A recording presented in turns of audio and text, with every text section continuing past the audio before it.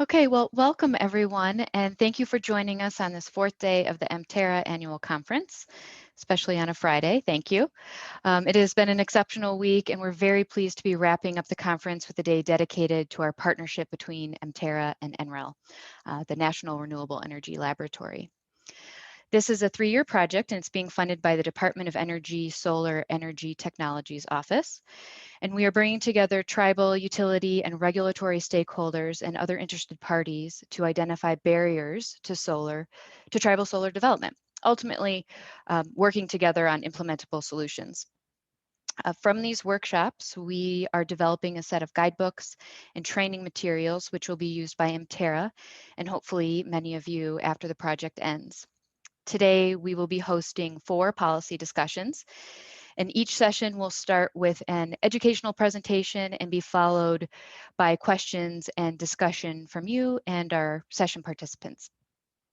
Everyone is currently muted, so please use the raise hand function during the discussion.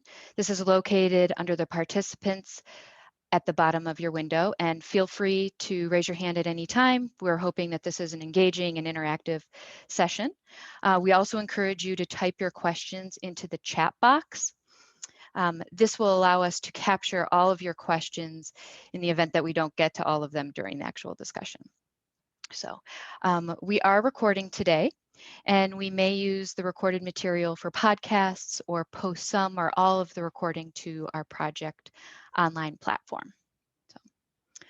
All right, so we are going to start off with a polling question, and these will show up directly on your screen, and you should be able to answer and click your response directly on your screen. So we'll leave these up for about 30 seconds to give you a chance to participate. So thank you.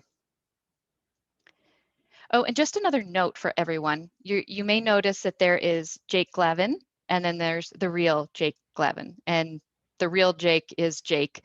The other Jake is an NREL colleague who's helping with the back end of the Zoom today. So.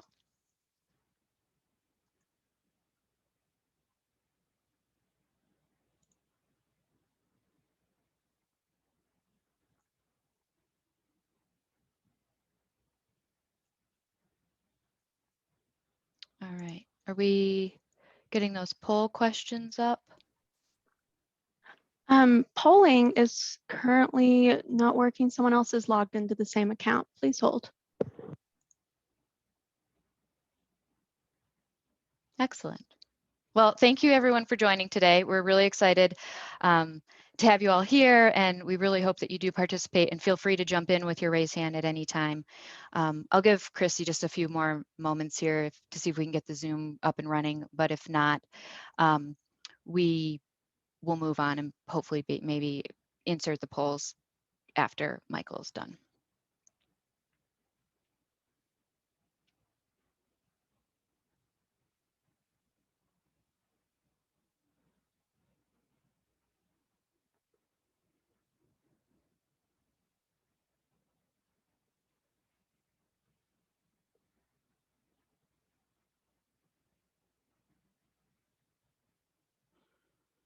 All right, well, unfortunately, we need to keep on our timeline because we have it down to a science here today. So our first presentation today is going to be on distributed solar interconnection process and policy.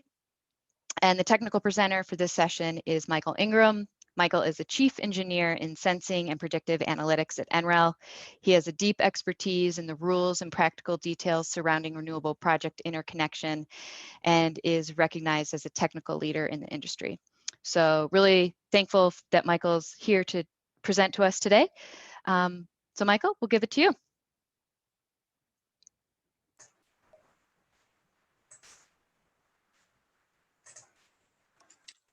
Can everyone see me and my video?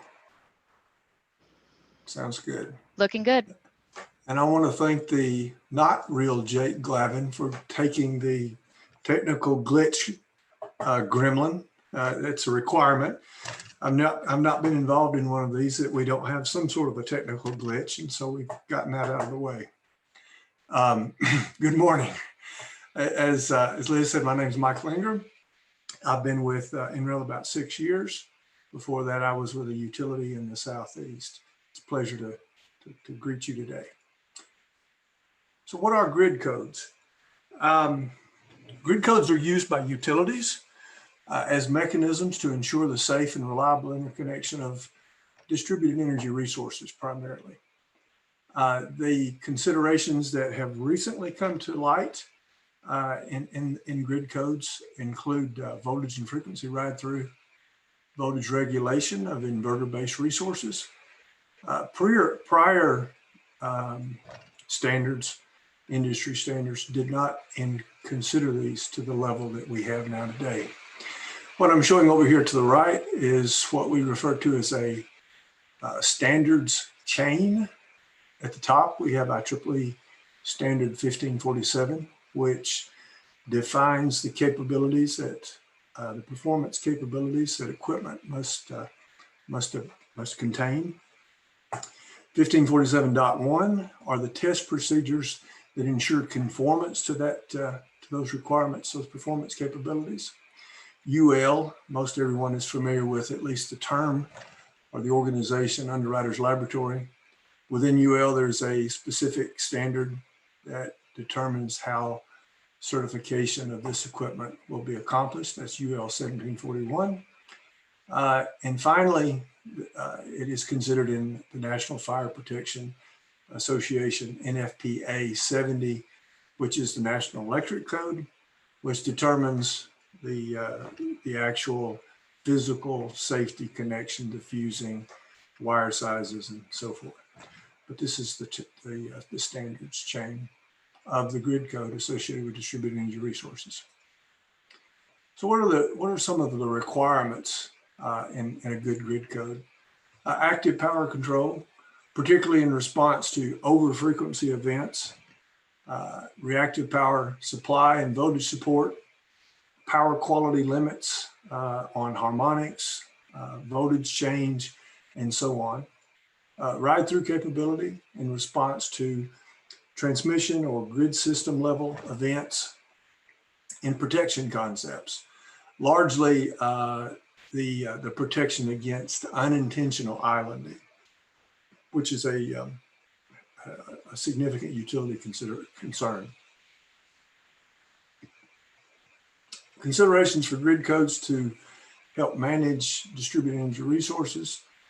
These are the things that are in the standard that have flexibility with respect to the specific settings. I'll talk a little bit more about this later in the presentation, but there is in most of these, there are a range of settings that are dependent on the specific location. And so there is a mutually agreeable range, if you will, in some of these. Mutually agreeable voltage support modes for continuous operation, voltage and frequency support for abnormal grid conditions, and abnormal conditions generally refer to events on the bulk system. Safety and how it responds to equipment failure, unintentional islanding or export. Potentially the possibility to communicate, to connect with other systems, to connect with remote control, an operator, and those sorts of things. It's not a requirement for safety or operation, but in some cases it's very beneficial. Interoperability and how this system can play with other devices. A lot going on this slide. On the left, I just kind of want to show what the limit is or the range of operation with respect to the grid codes that I'm talking about today. And if you look over here, I'm talking about distribution grid, not the bulk system. And even within this area here, it's dependent on what the utility or the system operator defines as distribution versus transmission. If it's transmission, then IEEE 1547 technically does not apply. In some cases, it's used as a reference, but it doesn't apply strictly speaking. The building blocks, I talked a little bit about these, dynamic grid support. Obviously, everyone, the owner, the operator, the utility that it's interconnecting to, wants a safe and reliable piece of equipment. Wow, what just happened? I apologize. That it's certified by the Underwriters Laboratory, that it's safe, that it has voltage support, which is especially important for the local distribution grid, and that it participates well with feed-in management. It's able to limit active power, and it's able to reduce active power in the case of overfrequency events. An overview of 1547 and what it is and what it is not. Again, it's a standard, an industry standard that supports distributed energy resources that is connected to the distribution system. Again, that definition is a little bit flexible. It's not defined in the standard that it is a certain voltage level. It's more around what is the purpose of the circuits and the feeders in question. If they're for transmission or for transportation, if you will, of the bulk system, then it truly doesn't apply. What it is, it's a technical standard. And when I say industry standard, that means that it is a collaborative standard of folks like myself, like utilities, other experts in the industry, equipment manufacturers that come together and collaboratively develop each of the requirements in the standard. And the standard is several hundred pages. And it gets into the details that I won't be getting into here, but it provides all of those specifications, and it involved over 100 folks in the industry at various times in committees putting together those details. It is not a design handbook, it's not an application guide, and it's not an interconnection agreement. It is not prescriptive. It is a requirement for manufacturers to enlist those capabilities that are defined in the standard in the equipment. And that's important for certain requirements or certain elements of the standard, such as power quality. I'll talk a little bit later in the afternoon. I have a presentation on transmission interconnection. And I think this slide kind of balances or shows the balance between transmission and distribution. And I talk about the three most important things for a utility, whether it's distribution or whether it's transmission, and that is safety, reliability, and cost. But their perspectives on that, whether it's transmission and bulk system and distribution, are a little bit different on what the definition, if you will, or what the scope of reliability is. As you can imagine, at the bulk level, it's talking about their interest is grid performance support, ride through, frequency response, and those sorts of things. At the distribution level, where there is day-to-day contact in the field with the conductors and replacing transformers and maintenance, and that safety is paramount. It's important on both sides, but it's more in your face, if you will, on the distribution side. Concern about anti-islanding, risk to utility personnel as well as the public. This balance that I've shown here is that some of the requirements, there is a balance that has to be considered.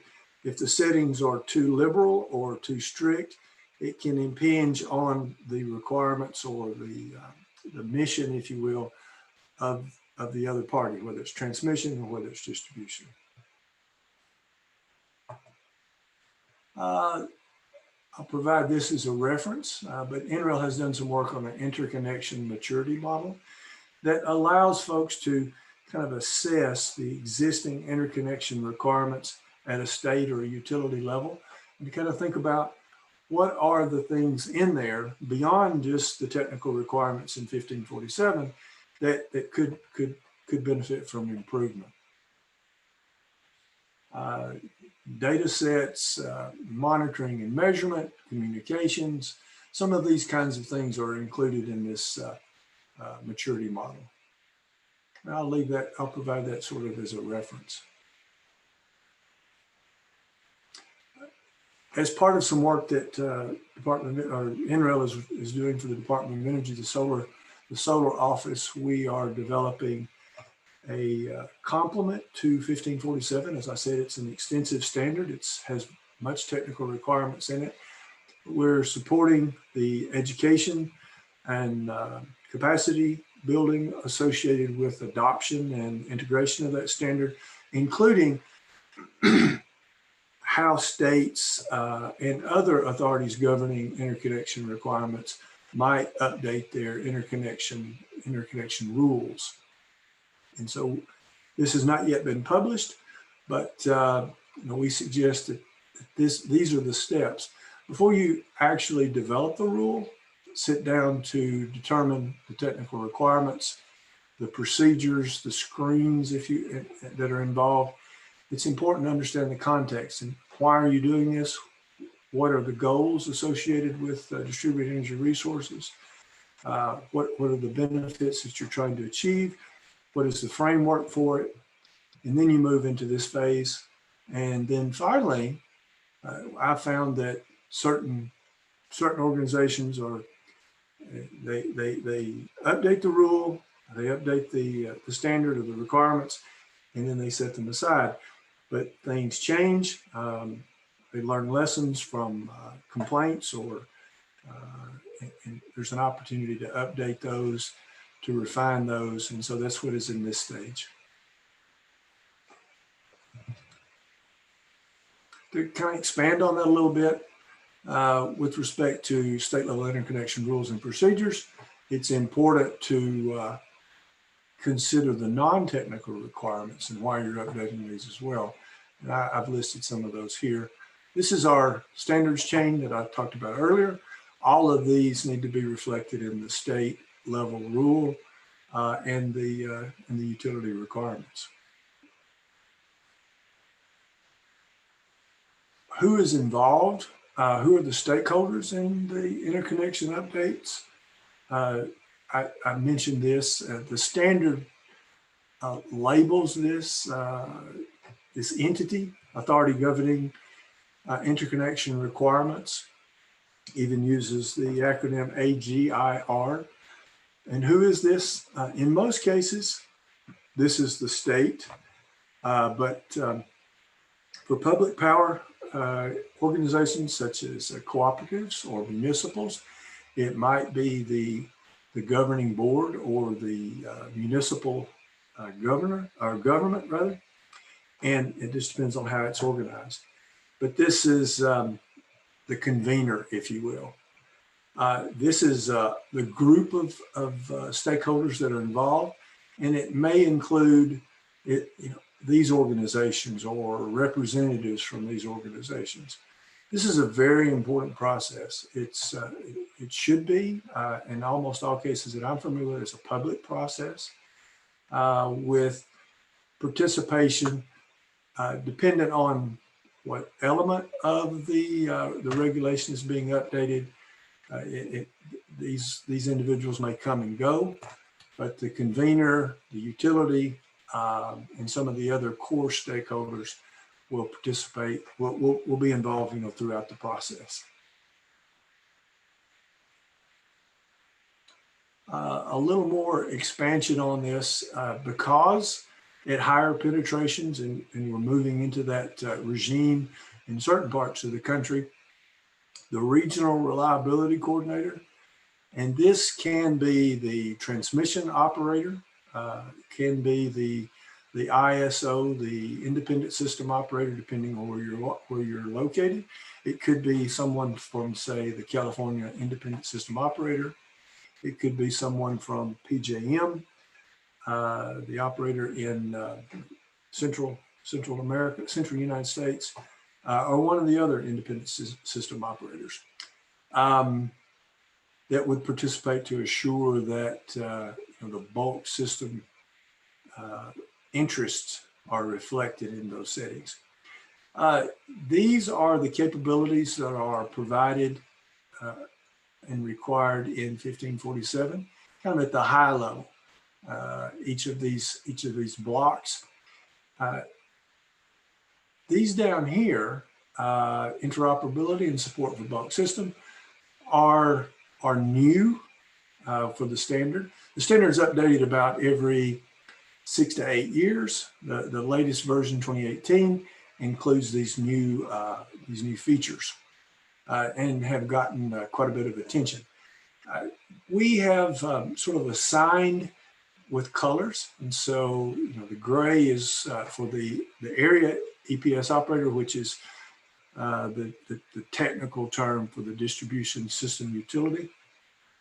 The authority governing interconnection has an interest in interoperability because it can enable things like grid services, and which is the payment for certain features, curtailment, even voltage, demand response, things like that, especially if distributed storage, energy storage is also involved. But to accomplish that, you almost have to have communications, and to have communications, you have to have interoperability. And support for the bulk system, some of the details within that include resilience at the bulk level and black start. Principal roles, the area EPS operator is responsible for designing and building the local system. The AGIR, we talked about who those folks might be, and the regional reliability coordinator. Number of organizations have been involved and identified in participating in this process. And I've talked a little bit about that.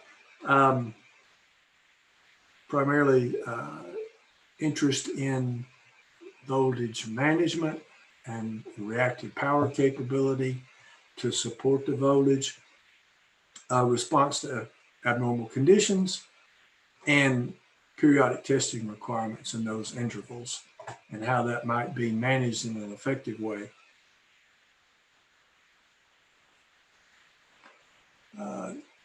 For those of you that, when I talk about reactive power and voltage management and you're not sure exactly what that is, maybe a picture is worth 1,000 words. This is a schematic of a feeder, the transformer, and a circuit off of that feeder with another transformer step down, and loads, more loads, and more loads. The interesting thing about AC circuits is that there is resistance in the circuit, and the further the distance from the substation, the voltage drops off because of the resistance in the wire. The good thing is that there is another standard. There's a standard for everything. There's a standard that governs what the effective allowable voltage should be. C84, American National Standards Institute, C84. And it defines this range between these two green bars. And so in a perfect world, the voltage does not droop below this bottom range. Range B it defines a temporary drop below the range A. To accomplish this, there are often voltage support equipment on the circuit. You may have heard the utilities talk about capacitors or tap changing transformers, things like that that can boost the voltage. The great thing now is that distributed energy resources, the inverters associated with those, can locally support the voltage. And this is, in my opinion, it's kind of a breakthrough. How is this accomplished? Well, I'm not going to get into the details here, but this is a settings chart that is in the standard. It says, okay, at voltage reference, you don't inject any power, any reactive power. It's not necessary. But as the voltage drops, you inject some reactive power. If the voltage gets too high, you take some reactive power. It's you inductively, you act inductively and you take some of the power, reactive power away. There are no numbers here. That's one of the mutually agreeable things that we talked about earlier. Bulk system. I won't get into the details here either, but an event on the bulk system can be reflected through to the distribution system. This makes sense if you understand how frequency works on the bulk system. If there's too much generation, then the frequency will rise. If there's too little generation or too much load, the frequency will drop. And this is seen generally in the entire interconnection. The frequency is constant or about the same throughout the interconnection. Well, in the prior standard, if the frequency dropped or raised too high, the standard said all the DER should stop operating. It should protect itself. Well, we've since learned that this is a bad thing, because if you have if you have a lot of distributed energy resources, it can actually complicate the bulk system level and drag the frequency event lower. And so, in a nutshell, 1547/2018 specifies the trip requirements, the ride-through requirements, and I'll talk a little bit about that in the next few slides, what that means for voltage and frequency. So this is for frequency. On a good day, the frequency might vary a little bit above 60 hertz, which is the operating frequency in the US, or a little bit below. But as I said, if we overgenerate, they would like for the distributed energy resources to hang in a little bit longer. This is time across the bottom, frequency on the y-axis. Hang in there a little bit longer, help us get through this difficult time. But if the frequency rises too high or drops too low for too long of a time, disconnect. Same for voltage. Voltage is a little bit more complicated for some because some folks don't understand how a transmission level voltage event could be reflected all the way to the distribution system. But I have seen it happen when I worked at a utility. And then if distributed energy resources come off, then their support for the local voltage can actually pull down the bulk system voltage, at least locally. And so there's a similar ride-through reference in the standard. And this is for percentage, because the voltage is not constant everywhere, or the range is not constant. You may have on your at your area, it may be delivered at, say, 13 kV, 13,000 volts, but at the system level, it may be 161,000 volts or 500,000. So this is represented at percent nominal. And you have this ride-through range. And similarly, if it's too deep or too high for too long, then please trip. Again, I'll reinforce 1547 is not a safety standard, but it is written in such a way to complement existing standards and to not complicate or increase risk to the operator or the folks maintaining the system. Anti-islanding is very important. It is the unintentional operation of the DER while disconnected from the grid. This can, unless it is a prepared or planned event, this can be very dangerous, both to the local operator, say the owner of the DER, and the equipment that is associated with it. Power quality. In this version of the standard, it is very specific on what the limitations are for these.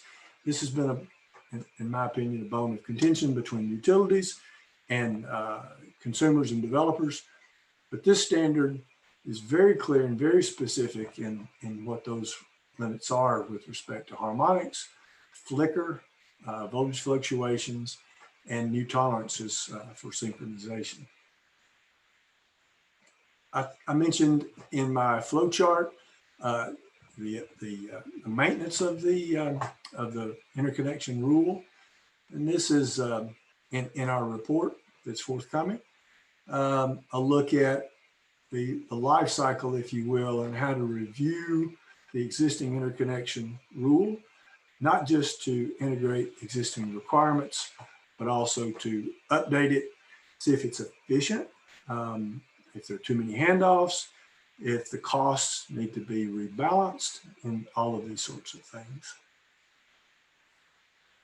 I won't get into this, but we talk about using tools such as flowchart management, procedures, looking at the procedures associated with it, swim lanes or responsibility charting. We did some work in one jurisdiction where there were a number of handoffs between organizations, back and forth, and that is often fraught with inefficiency and delays and additional cost. And so some of those kinds of things like this, looking at these issues can be very important or very helpful. I think if you take a picture of this, if I trust the technology and certainly the URL across the bottom, you can access the website where much of the resources that we're developing for the Solar Energy Technology Office of DOE are residing. And when these reports are eventually published, they'll be linked here, they'll be summarized, and you can get a sense of whether you want to tackle the larger report. And that was my last slide. Michael, thank you for a fantastic and wealthy presentation. That was a huge amount of information on the distributed generation interconnection process. Michael and I both work at NREL, and I wanted to mention, as Michael said, there's a lot of resources at the lab, and if you have later on more in-depth technical follow-up questions, we can also make Michael available for conversations. We're going to do some Q&A or discussion for the balance of this session, and I see that we have a couple questions in the chat. If others have questions, you can put them in chat, or at the bottom of your screen under reactions, you can raise your hand and we'll get to everybody we can. We will be running the session till 40 after, so if we run out of time, please feel free to put questions into the chat and we'll be getting back to folks individually. Our goal with these sessions today is to tee up the 4 topics that had been raised to date that were of the most interest in the listening sessions we've had, and to potentially make it so that we can have some more small group in-depth discussions later. And Michael, if you want to stop screen share, there you go. We can all see each other. So I saw Mike Troji mentioned, asked a question here. Has your work been cross-referenced with the IREC model interconnection procedure? And he's got the link to the IREC website there. Michael, if you, Michael Ingram, if you know what that question means, do you want to elaborate? Certainly. Thank you for the question. The project that I referenced that has the website, that's my partner in crime is David Narain. If you were to get a copy of the IEEE 1547, he was the convener of that standard. He led the entire process. He and I are working together collaboratively. We are effectively governed by a technical education committee, and IREC sits on that committee. And so I'm familiar with most of their publications. They came out with, it's not this one, but they came out with one, I think actually just before the standard was published, which was a primer on 1547.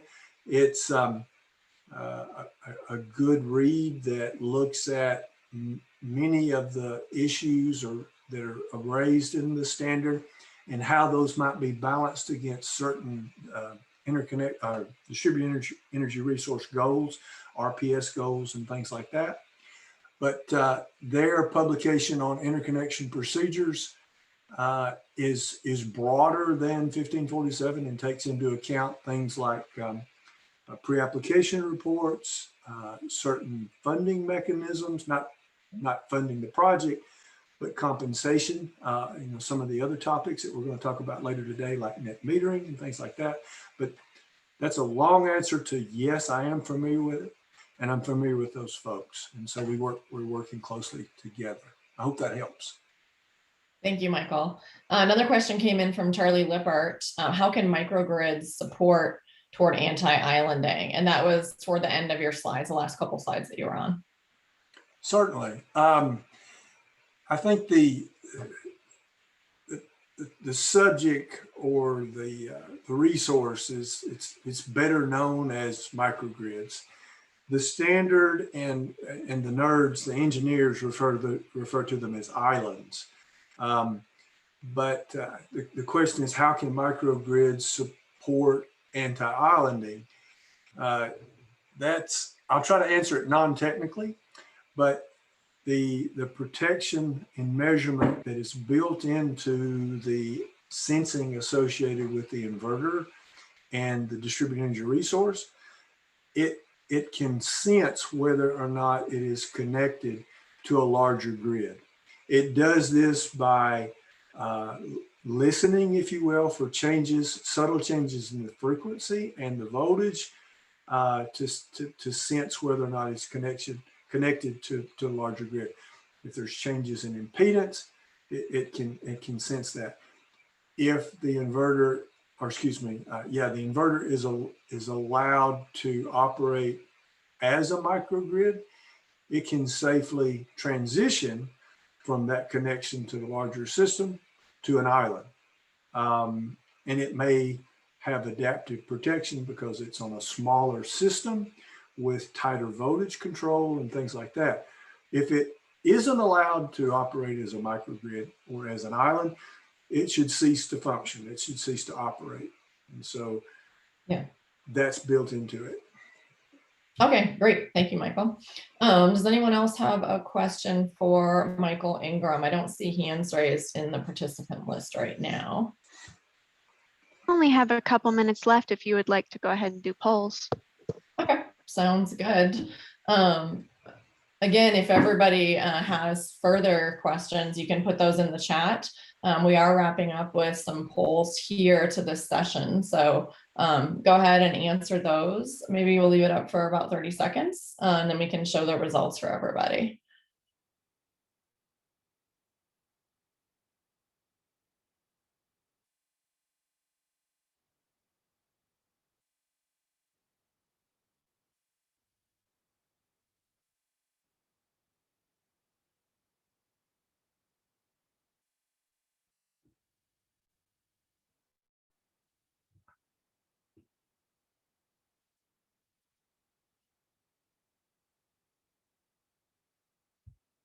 I also note I see a couple other questions coming in through the chat. And so we're recording all of that and we'll get back to folks individually. We can summarize some of the Q&A from these sessions today in a short document that we can make available to everybody on our project platform.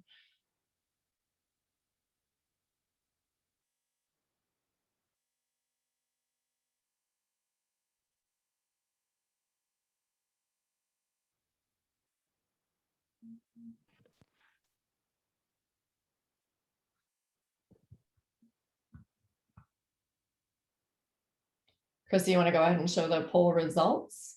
Yep, someone's finishing up their voting right now. So Yeah. in 1 second. All right, I'm going to go ahead and end the polls now.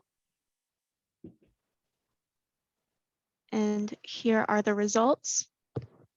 All right, so everyone can take a second and look at what we've got from the group here today. Thank you to everybody very much for participating in this session.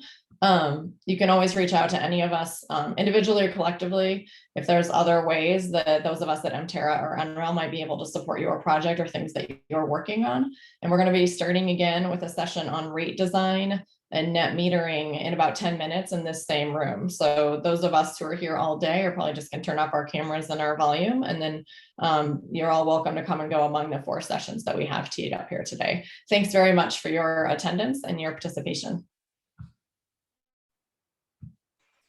Thank you.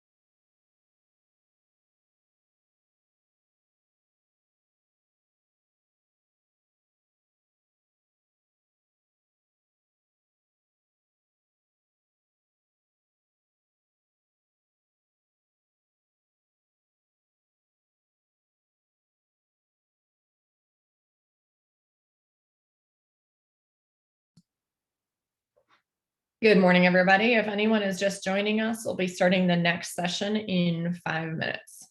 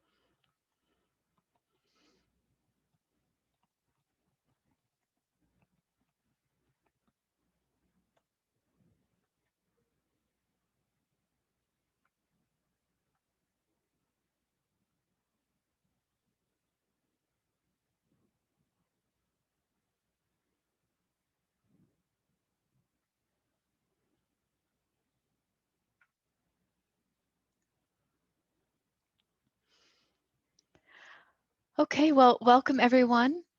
And thank you for joining us on this fourth day of the MTERA Annual Conference. I see that many of you are joining us from the first session. It's been an exceptional week, and we're very pleased to be wrapping up the conference with a day dedicated to our partnership between NREL and MTERA. This 3-year project is being funded by the Department of Energy and the Solar Energy Technologies Office. And during this project, we're bringing together tribal, utility, and regulatory stakeholders and other interested parties to identify policy barriers to tribal solar deployment. Ultimately, we are working together on implementable solutions. So from these workshops, we will be developing a set of guidebooks and training materials, which will be used by MTERA and hopefully many of you after the project ends.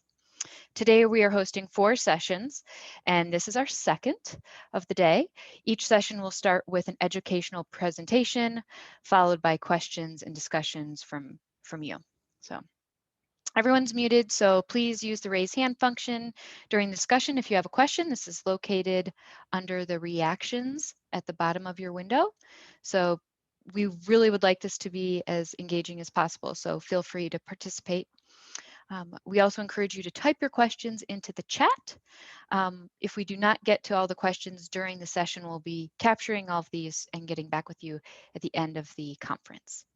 We are recording today, and we may use the recorded material for podcasts or post some or all of the recording to our Project Online platform. So we are going to start this session off with some polling. We had some technical difficulties last session, so the poll should be showing up on your screen. So we'll leave these up for a few moments so everyone can participate. So thank you.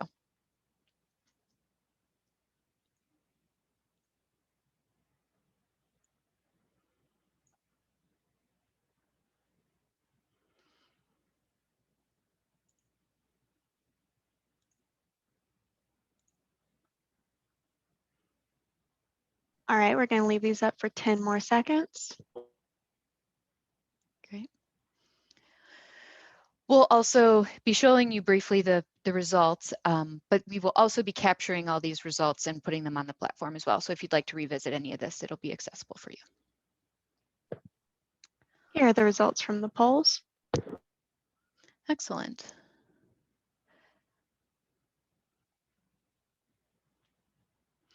Well, it looks like we should hopefully have some engaging conversation since this is very important to many of you. So this is great. Okay.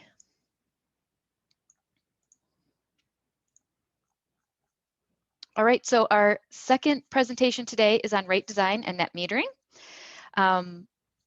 And our technical presentation today is going to be given by Karin Wadzak. Karin is a program manager at NREL and leads this policy initiative with MTERA and NREL. She has worked with Indigenous communities worldwide on energy and water projects and policy for nearly 20 years.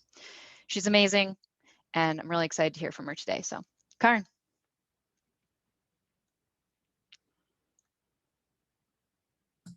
I'm so amazing, I can't find my mute button. I was gonna wave my flag at you, mute. The second I launched my screen, all the tools disappeared and everything moved around because I've got 4 screens in front of me. All right, thanks so much to everybody for joining today. This was a fantastic week. I was really pleased with all the fantastic, really great speakers that MTERA was able to line up, and being able to wrap up this week with our 4 policy topics is just something that we're really pleased about in our partnership between NREL and MTERA. I'm going to be talking in this session about how electricity rates are structured and why that matters to how you plan and execute a solar project. And I wanted to just mention a couple of things before we launch right into the technical material. This topic is focused on the rates, and therefore it's strictly relevant to solar projects that are affected by rates. And so just like Michael Ingram's presentation in the last session, this is really about behind the meter or facility scale or similar projects. So we're looking at the distributed end of the solar project spectrum. This session is also, this is designed to take us back to basics, the why rate structure matters. So we're going to be picking through the physics and the math of electricity rates. This is going to be at a much more basic level than the technical presentation that Michael Ingram gave. If you are, Brandy Toft or one of the other MTERA board members who's already waded through rate design and how it affects your solar project, this is going to be a lot of review for you. But I think there's also a lot of folks listening today who are maybe at the front end of a project and want to be able to dig in. And we're looking forward with those of you who are experts to having a discussion here about some of the workarounds or solutions that you've come up with in the latter half of this session. Lastly, in general, I really prefer slides that are photos or graphs, but because I wanted this to be something that's accessible after the fact, there are a lot of slides that are basically representing the things I'm telling you. So apologies in advance that some of this isn't really all that pretty. Click. There we go. So I thought we should start off by thinking about what electricity usage looks like. When you're, there's too much stuff in front of my screen. There we go. When you're trying to figure out how the rates are structured or why that matters, it's helpful to think about what the electricity flowing in and out of your facility actually looks like. So I think everybody in this room pretty much knows that the electrical system, all of the electricity generation that takes place at any given instant has to be used by electricity load at the same time. Those two pieces have to match. And that's a huge factor in why these things work the way they work and why rates are structured the way they are. So if you think about this picture I've got here, this is a simple image that I put together of a 24-hour period. So we're looking at midnight to midnight on the x-axis, and the y-axis, we're looking at the amount of usage during those timeframes of electricity coming into this building. This is, as I said, made up, and it's an example I thought of residential load or kind of a large home or multifamily home. This could be duplex or some other residential structure potentially owned by the tribe if it weren't someone's own home. The blue line is showing the usage that's coming into this structure throughout the course of the day. And the red line is that I've got here, this red arrow is showing your peak demand in this made up facility. And this is important, and we'll come back to that later. So the line is the instantaneous amount of power that you're pulling in through your electrical system connected to the outside world. And then the area underneath that line is the volume of electricity you're using. So this is kilowatts times hours. So this is the kilowatt hours that you're using in our imaginary building. Here on the left, I'm showing that same imaginary building, and I scaled the y-axis down a little bit and made up an imaginary office building on the right so we could see and think about the different patterns of different kinds of facilities. And so on the left, you might have what would be a typical residential electricity usage pattern. On the right here, you can see there's just general building load that's going on all the time.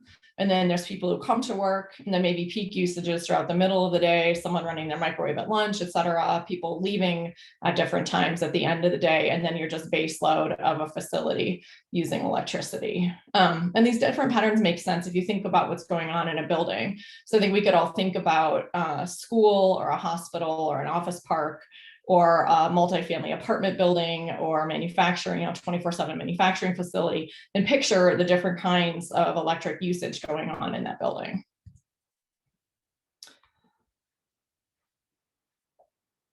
So electricity rates are set up for, because the energy costs vary based on usage that is different kinds of timescales. I wanted to get into a little bit of how rates are set up and why they're set up that way. So monthly fees are typically just something you pay to cover things that are going to happen no matter what kind of user you are, like meters, and that doesn't really have a cost that changes based on you being a different kind of user. Energy fees are typically assessed per unit of electricity. So that's your cost per kilowatt hour. And those can vary also, not just over the course, not just that you pay a certain amount per kilowatt hour for the whole month. We also have seen time of use rates where the cost per kilowatt hour is different at 10 in the morning than it is at 7 p.m. And ideally, the cost per kilowatt hour from a regulatory and utility perspective, is designed to cover the costs that vary based on your usage. So that's something that might be on a shorter time scale, like having your power plants turned on and off, or at a given point in time, or the fuel or the operations that are associated with those power plants. The demand fees are based on that peak volume, that red arrow that we were looking at, of energy used in the month or a peak hour period. And that's that dollar per kilowatt hour is measured instantaneously at that point in time. And that's designed to cover long-term costs. So that's like the wires in your neighborhood, or the substation that an electrical facility is using, or transmission lines. If you think about, if everyone in your neighborhood decided to add an electric vehicle and everybody wanted to charge from 6 to 8 p.m., it's possible that many of the neighborhoods in this country would not be able to actually support that electrically.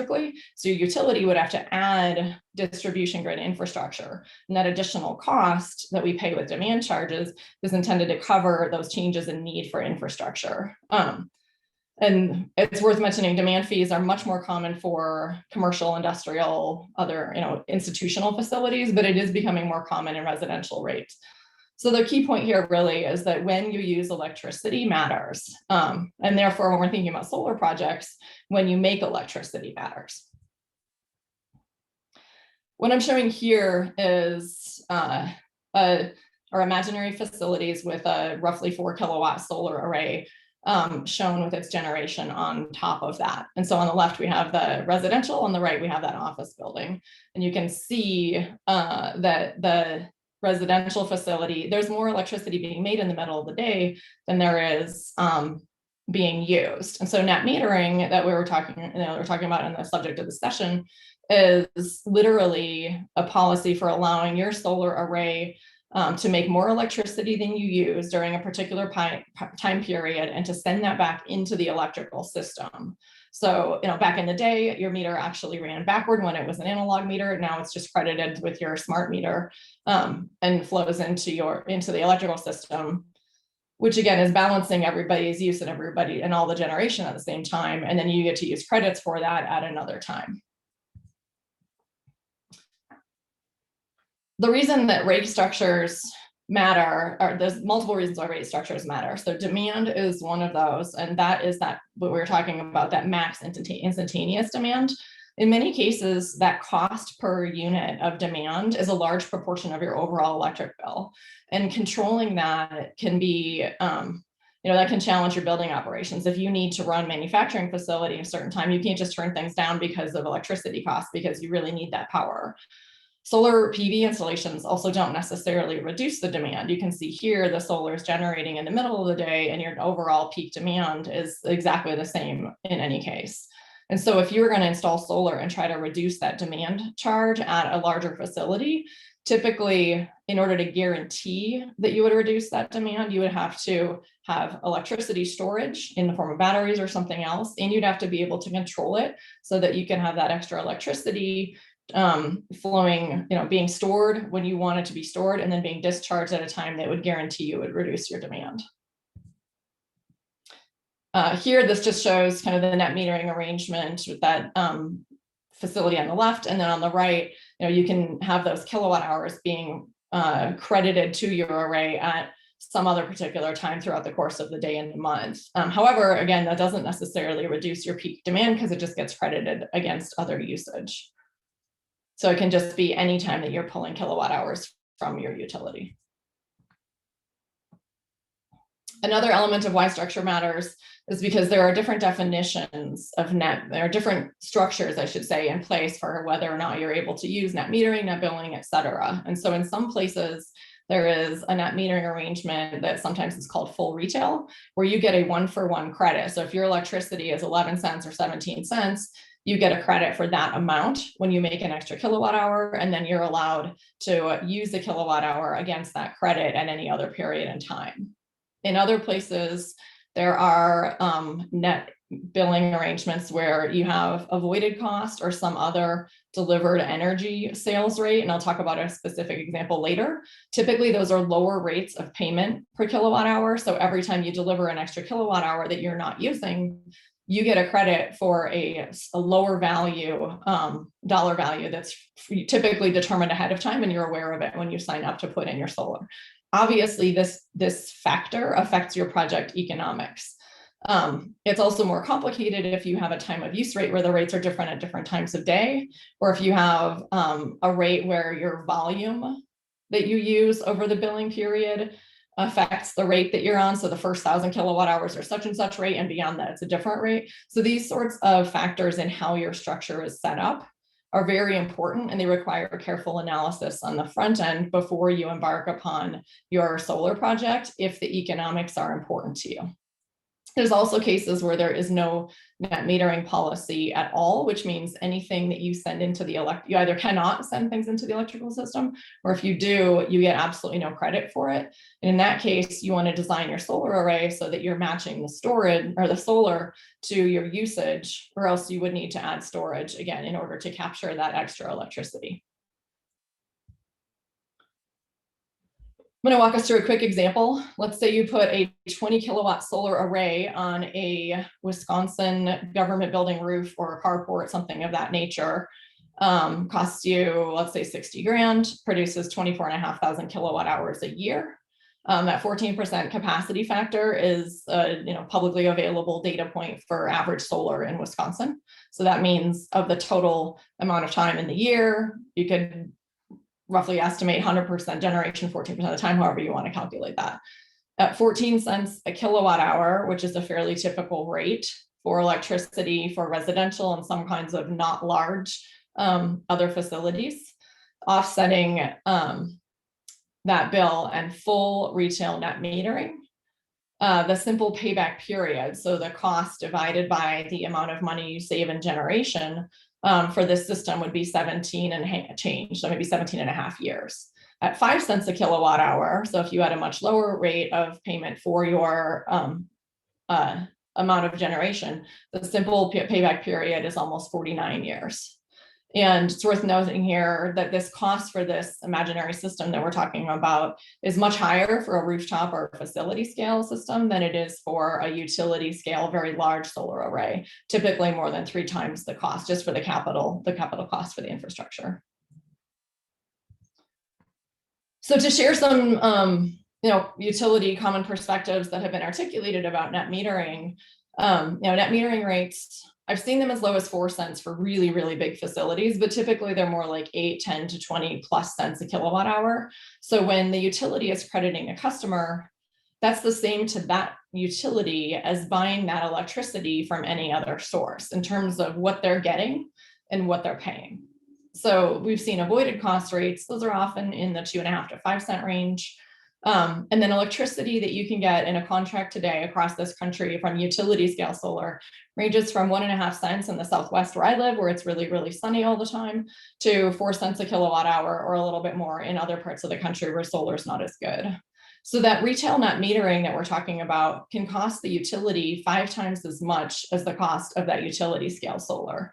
Under the example system, if we just ran out the numbers in a very simple way, it would cost the utility almost $69,000 over 20 years at that 14 cent rate, or it would be almost $15,000 if paying that 3 cent per kilowatt hour PPA. And that utility, the extra cost is paid by all users.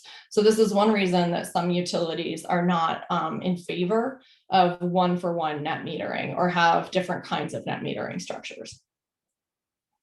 I'm going to share a couple of real world examples. I've got a few references in here and always happy to answer questions about these. We've seen facilities such as this picture here on the left that Brandy Topp shared with me of the Leech Lake 40, they have 200 kilowatts split into 40 kilowatt arrays in 5 different locations because there's a state limit in the state of Minnesota that dictates the value of different project sizes. So if you're in a co-op with which Leech Lake is, the most optimal arrangement was to have systems that were just under 40 kilowatts in size. And so that net metering policy dictated in that case, because of how strongly it affected project economics, the size of a facility that was going to be feasible, and therefore the structure of their overall 200 kilowatts of solar that they install. Other examples that we see are places where there's no net metering policy or rate whatsoever. This has sometimes This is something that is more common in co-ops, rural electric co-ops, than it is with investor-owned utilities. But it's also worth noting that there are tribal utilities who have no net metering policy in place as well, because of that economic factor I was talking about on the last slide. There's net metering arrangements where you're welcome to deliver extra electricity into the system, but it's compensated at the avoided cost rate, which might be, again, like somewhere between 2 and 7 cents. So it's not your 14 or 15 cent retail. And then there's net metering rates that change over time. And the example I have here is from Arizona Public Service Company, which is where I live. And their rate is set up at a calculated, it's called resource comparison proxy rate, that has to do with their contracts for all other generation. It's determined every year. So when you put in your net metered system, you find out what that rate is going to be, and then you lock that in for 10 years. They change this rate every single year. So at the end of your 10 years, the value of net metering for you drops off a cliff, and you get the rest, whatever the rate is for the subsequent life of your project. So again, this is something you have to consider carefully when you're putting in your system. So I wanted to end with what you need to know, what you need to think about. We've covered most of this, but just to really make these questions clear, does your rate change by time of day or by different season of the year? Or does your rate have a volumetric element to it? Those are all strong considerations when figuring out what your project looks like economically. Obviously, does your utility have a net metering policy? And what does that look like? So reaching out and figuring out what the policy is at the incumbent utility far ahead of a project is important. If there isn't a net metering policy, can there be one? Can one be established? If not, the system size needs to be less than your peak demand, or else you would need to install energy storage and controls along with your PV array. And obviously that adds to the expense of your system.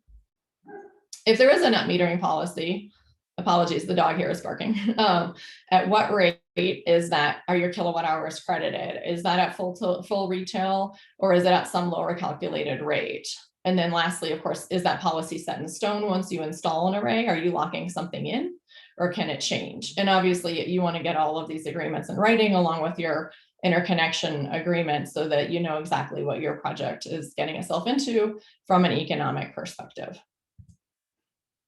Thank you very much.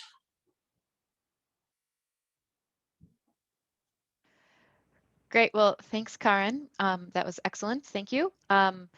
I do welcome people to turn on your cameras if you'd like to ask a question, and also raise your hand.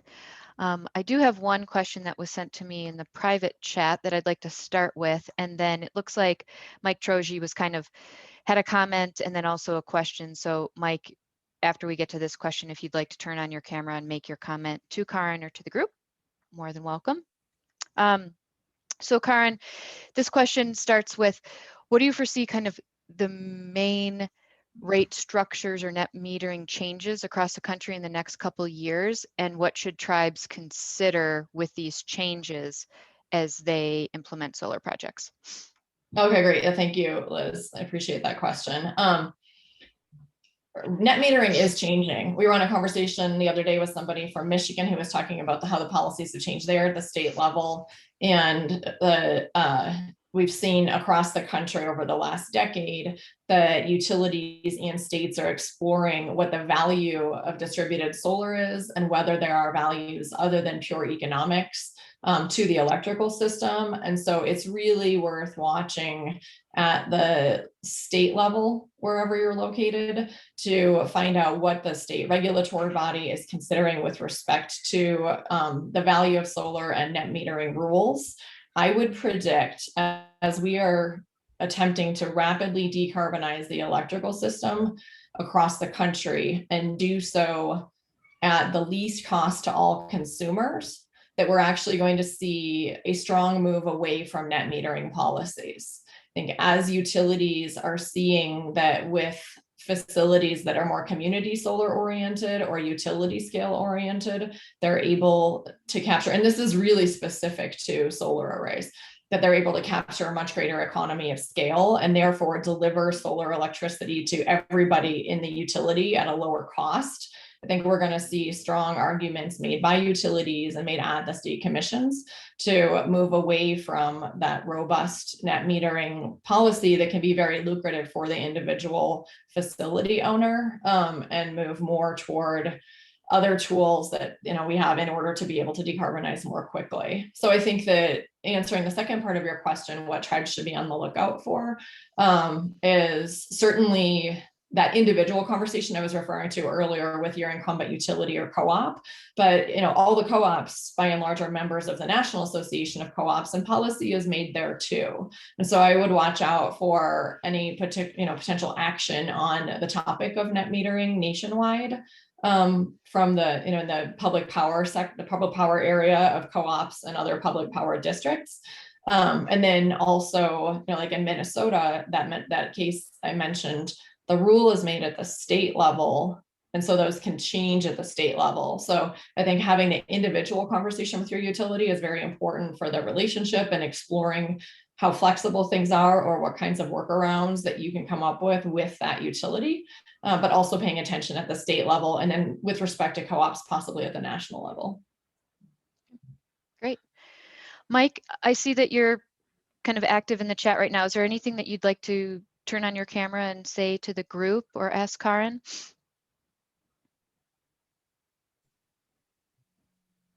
I can. I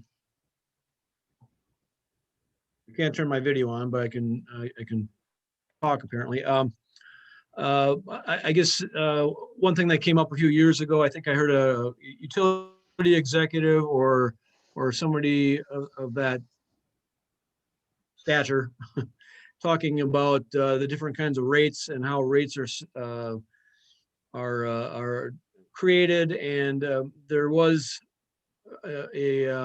generally a desire on the part of utilities to shift away from per kilowatt hour rates to flat fees.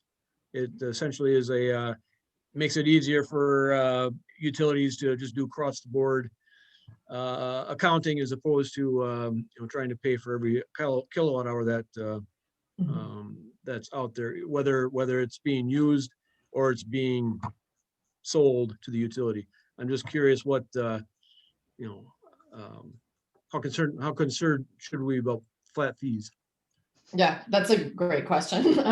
And so if you think about, I made this joke earlier about your meter running backward. If you think about the way that that the actual technology has changed from those analog meters to the smart meters where the utility has instant data on all of our usage, some of that does influence rate design. And so while in the past, the bulk of users have always been residential, and the easiest way to measure your usage was per kilowatt hour, because there was no way to instantaneously with that technology measure. It wasn't simple and it wasn't cheap to measure your instant peak usage.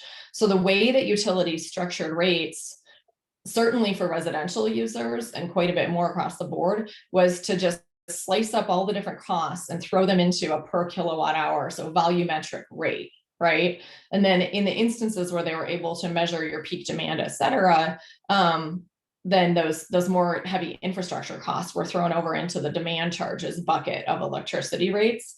So because there are these serious infrastructure costs associated with balancing the electrical system, like the EV example I mentioned, or different solar all over the place, those, putting those purely, as you alluded to, Mike, purely into per kilowatt hour rate doesn't necessarily make sense for the utility. And it means that if 90% of people go to solar, then and are reducing the amount of kilowatt hours they pay for, then there's all these costs the utility incurs in order to keep all of our lights on, that me as an individual, I as an individual homeowner, if I have solar and I pay by kilowatt hour, I'm not necessarily paying my fair share of. And so you've seen structures change where if you have solar, there's a flat fee, so that, just for the privilege of having solar. I don't think that, and I think so therefore more of the electricity costs of the overall bucket of costs the utility has to pay in order to keep everyone's lights on.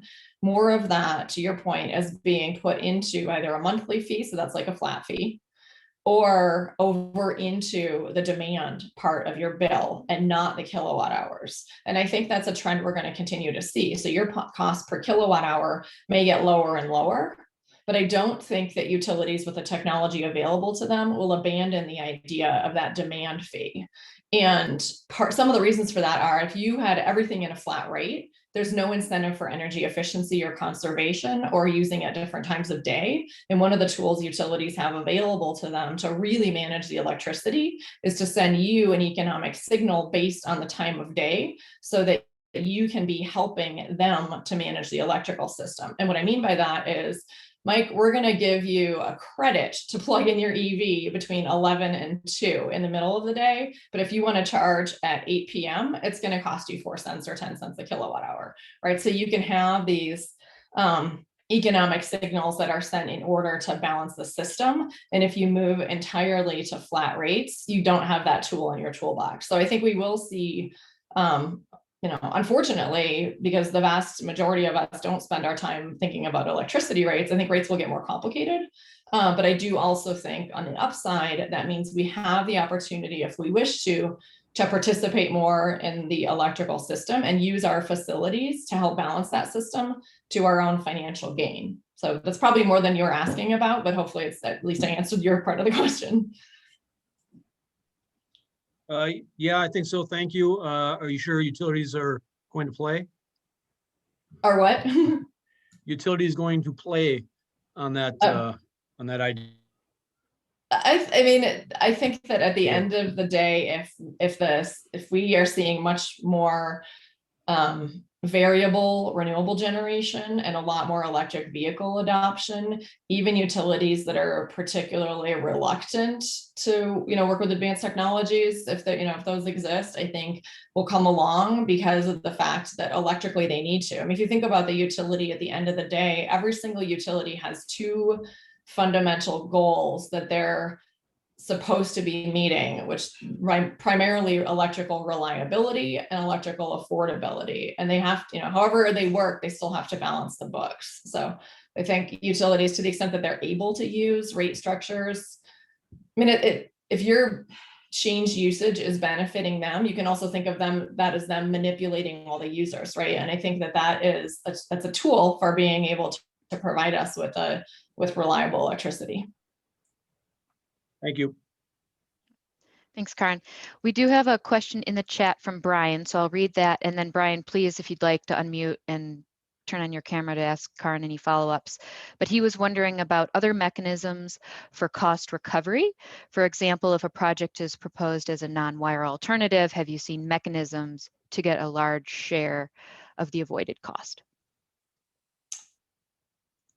Brian, I think if you want to jump on and elaborate with a concrete example, please feel free. I can see your camera and it looks like you managed to unmute. Excellent. Sure. Sorry, I have clunky headphones on here.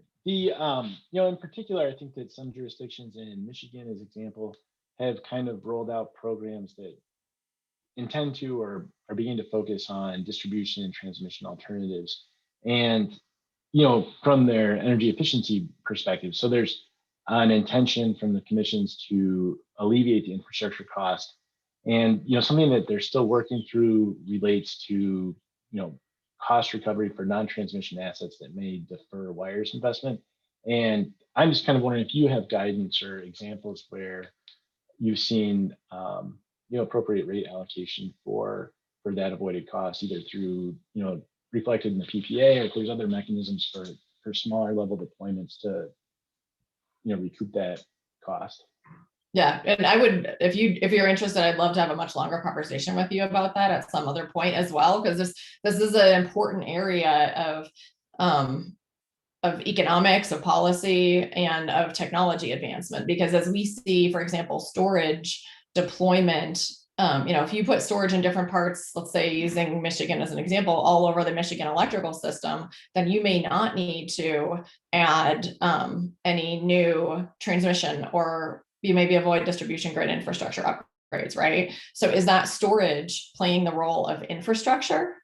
Or if you're able to use that energy storage to sell electricity and other reliability electrical services to the grid, is that an energy, is it infrastructure, or is it an energy resource? And we compensate those two things differently in a lot of parts of the country. And so there is a tension between how those non-wires alternatives that you mentioned, as they're being deployed, understanding how they should best be compensated. That tension, and if it's not performed correctly, that can actually prevent storage and other technologies from being deployed that would enable us to avoid large transmission build out. So that's definitely an area where the compensation matters. It's a huge area of exploration. There's examples in California of storage facilities being compensated both as transmission infrastructure, even though they're not wires, they're avoiding transmission infrastructure, right? But also as an energy resource, because they're able to fill up and discharge electricity and actually add electricity to the system at times when it's needed. And so those compensation structures, I think, are an area that's really getting worked out, probably, unfortunately, in more of a piecemeal way than it should be around the country, as everybody's like on the cutting edge in different parts of the world. So for some of those mechanisms, for example, in California, were those kind of limited to you kind of use utility or transmission owner or transmission operator assets, or were those available to kind of third-party developers? Just letting everyone know there's only 5 minutes left. Thanks, Chrissy. Brian, I didn't catch whether you were making a comment or adding to your question. I guess that was a question. I'm sorry if my audio is poor here. My question basically becomes whether or not that was available to essentially to utilities only to kind of get that infrastructure-based cost recovery, or if there was opportunities for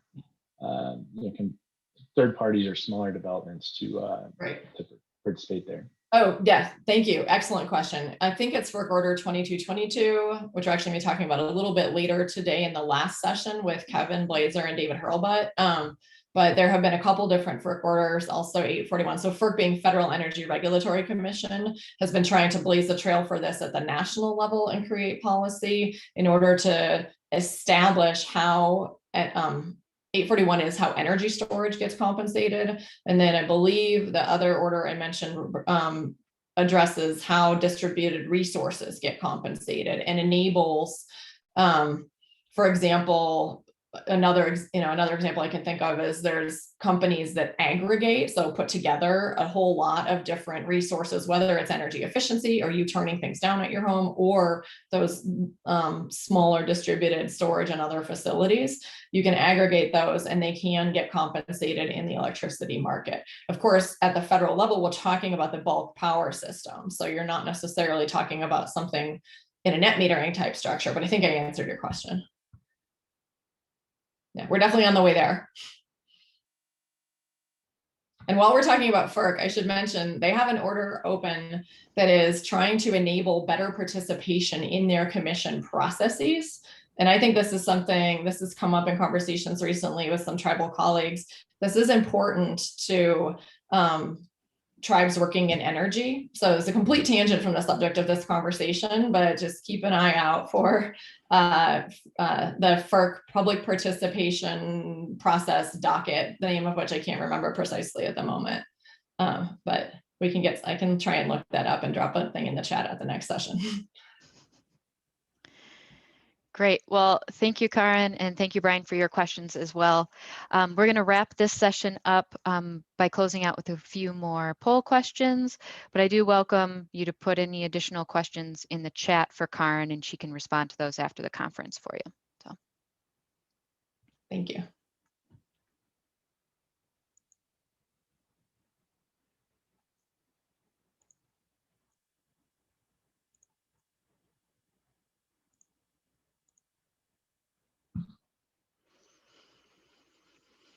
And in a few moments, Chrissy will be sharing the poll results, but again, these will be available on our online platform for you to review.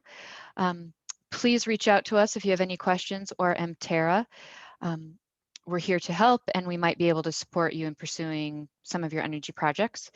Please join us for our third session. It's going to be on transmission, interconnection, process, and policy for utility scale solar.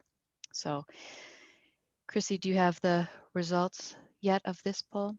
There it is. Great. perfect. So All right. And while Again- everyone's looking this over, I'll just remind you all, I know we've dropped the project link in the chat a couple times, and I had briefly on my last Q&A slide to look out for our mid-project questionnaire in July. We're going to be halfway through this project at the end of September. So in the middle of summer, we're going to be reaching out to re-engage and find out what people think is valuable or what we should be changing to really provide some guidance for the balance of the project. So keep an eye out for that. Thank you. Great. Well, thank you all, and we look forward to seeing you in the next session.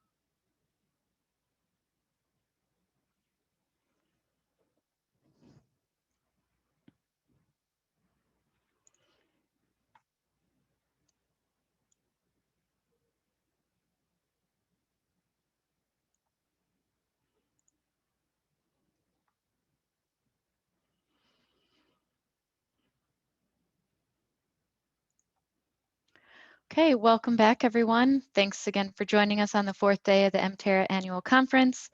We are about to start our third presentation of the day on transmission interconnection process and policy for utility scale solar. As a reminder, this will be recorded. We'll be using it for future podcasts and some additional posts. We welcome you to continue the conversation in the chat and add your questions so we can capture those throughout the presentation. And if we're not able to get to them, we'll reach out to you after the presentation. And you are muted. So if you do have a question, just raise your hand or turn on your camera. The raise hand is under the reactions button. So we are going to start off again with some poll questions for you to answer before we start the session. So Chrissy will put those on the screen. We'll leave these up for a few moments again and then show the results.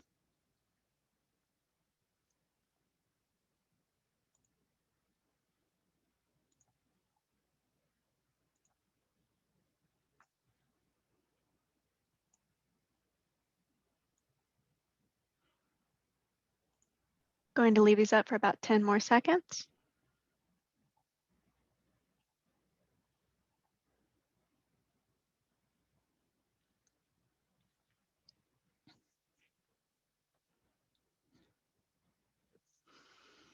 Okay.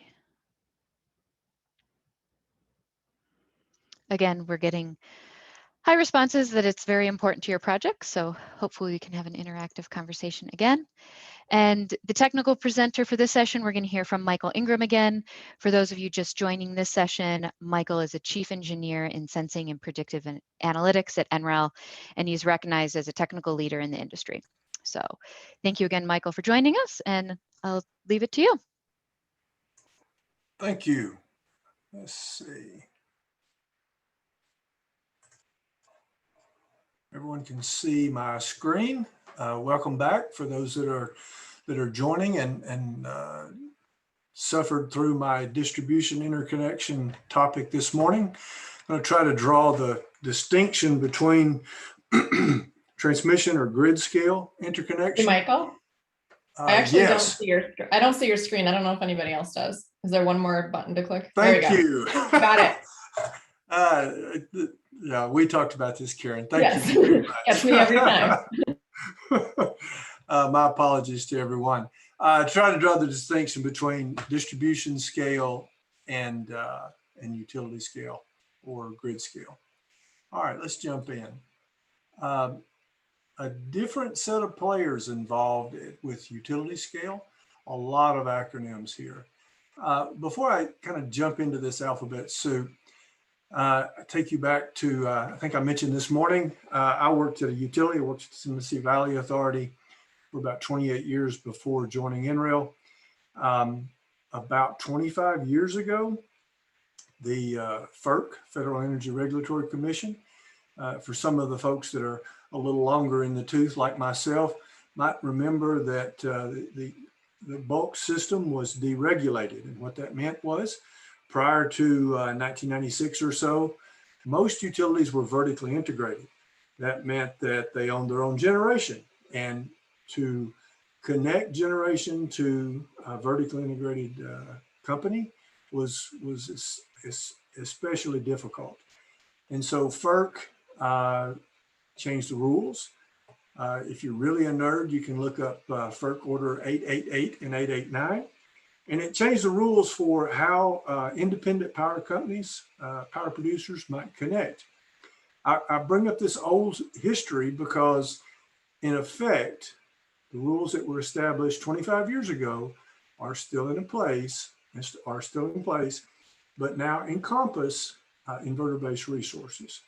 And so there is this expectation that grid scale inverter-based resources, utility scale solar, and wind will provide the same services as possible as those generators that were expected to connect 25 years ago. So that's to say, this isn't especially new, and they're not creating new rules just for the exclusion or the difficulty of inverter-based resources. I'll say all that. So these are the parties that are involved, and they're principally responsible for making sure that grid scale reliability, which is stability, the prevention of wide-scale blackouts, are mitigated. At the regional level, and we're talking about multi-state in most cases, you have these regional reliability councils. WEC, ERCOT is in the news, even though it's limited to Texas. Another example is the FRCC, which is the Florida Reliability Coordinating Council. Most of these folks have input or their own set of grid codes or regulation associated with interconnection at this scale. In some cases, state regulators are at the table, as they are in Texas, for example. And there are standards that are referenced. And I'll talk a little bit about where this is in a few slides. What are the elements of North American grid codes at bulk level? If you were in this morning, this list looks fairly similar. Reactive power, power factor, voltage control, frequency tolerance and ride through, voltage tolerance and ride through, maybe all the way down to 0 voltage ride through. I'll skip these two here for just a second. I talked about power quality, frequency control, and then some of these others are a little different from the distribution guys, because the sensitivity and the concern at the bulk level, we're talking about very high voltage and high capacity, megawatt levels projects. They want more information. So they want more information for their ability to model and plan the reaction of these systems, these large plants, into the grid. And the utilities at this scale do day ahead, seasonal level planning, and even hour ahead planning. So they need models and data that describe mathematically, if you will, the operation of these plants. In almost all cases at this level, they need telemetering and metering so that they understand what the units are, the plants are doing, maybe hour to hour, minute to minute, in some cases even more granular. Validation, that's kind of a fancy term for verifying that it is reacting the way that the models say it will. So they do some live testing, scaling and curtailment, make sure that it's operating with respect to the controls or the communications, and coordination of protection. The protection requirements at that level include reaction to overcurrent, under or over voltage, impedance settings, and making sure that the protection associated with the plant itself coordinates, works well with, complements the bulk system. These are North American Electric Reliability Corporation requirements or standards associated with interconnection. Model validation, again, this goes back to the mathematics, if you will, of the plant operation and the types of models that are required to be provided in most cases. Protection and control coordination at the plant level, and also with respect to response to excursions in voltage and frequency. Coming soon, just a few weeks ago, we balloted this new IEEE standard. This morning, I talked about IEEE 1547. That is the interconnection standard for distributed energy resources. This is the forthcoming standard. We've never had a standard in the United States for the transmission level systems. So this is kind of exciting. It's been underway for a year or so, and it was just balloted. What that means is industry folks that participated in the development of the standards and folks that are going to be touched or involved in the implementation of the standard have an opportunity to ballot on it, to vote for it, to vote against it, and to comment on it. The group will have to resolve the comments, maybe adopt them, maybe respond to them, maybe modify the requirements. The long and the short is, hopefully by the end of the year, early 22, we'll have a standard that describes the technical requirements and capabilities for transmission level, grid scale, inverter-based resources. Very exciting. Talk about a few examples. Nothing specific that, this is all, these are two different examples, one in Idaho, and a little bit later, I'm going to talk about one in California. Whether you're in each of these locations, I tried to pull out some things that you might see regardless of where you're located. Typical substation, I think, connected primarily at 138 kV. The interesting thing from my background is it's a shared station, and it has transmission from two different utilities, principally Idaho Power. And from the example that I'm providing, most of the requirements, are coming from Idaho Power Company, IPC. The IPC interconnection study process is described in this diagram. The first step, and you'll see this in the California example too, is the pre-application report.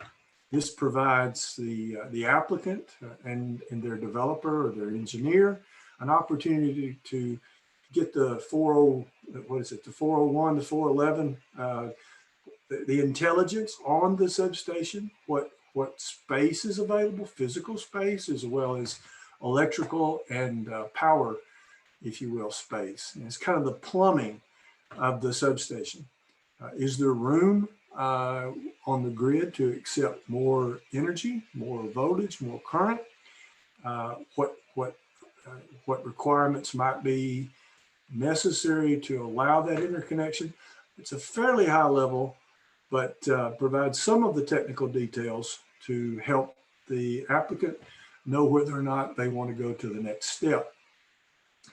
It isn't shown here, but generally each of these steps requires a deeper investment by the applicant and their developer. More money, and as you can see here, more time. The next step is the utility will develop a feasibility study. This is still kind of high level, but it's a go, no go type of a decision. They look at whether or not there is capacity available at that substation, what the additional cost to add capacity might be, but still at a very high level. If it looks like it's feasible, it would possibly go to the next step with additional cost and an additional study. And then the utility cracks it open more deeply and looks at possible impacts to stability on the larger system, short circuit, which is looking at fault and protection, and also power flow. Finally, if everything still looks good, there is a facility study, and this is where the utility begins to specify the literal equipment that would be necessary to allow the interconnection, possibly even a transformer, but certainly switchgear, bus work, the cabling, the conductoring, the grounding, all of those additions to the substation to allow for the addition of this new resource.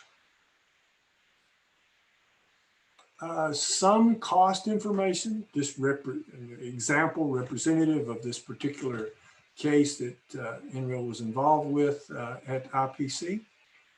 Again, the study time frame can take quite a long time. It's much different on scale than from the distributed connection because of the potential impact and the magnitude or the volume of energy and power that's involved. You'll see a term called fast track in some cases.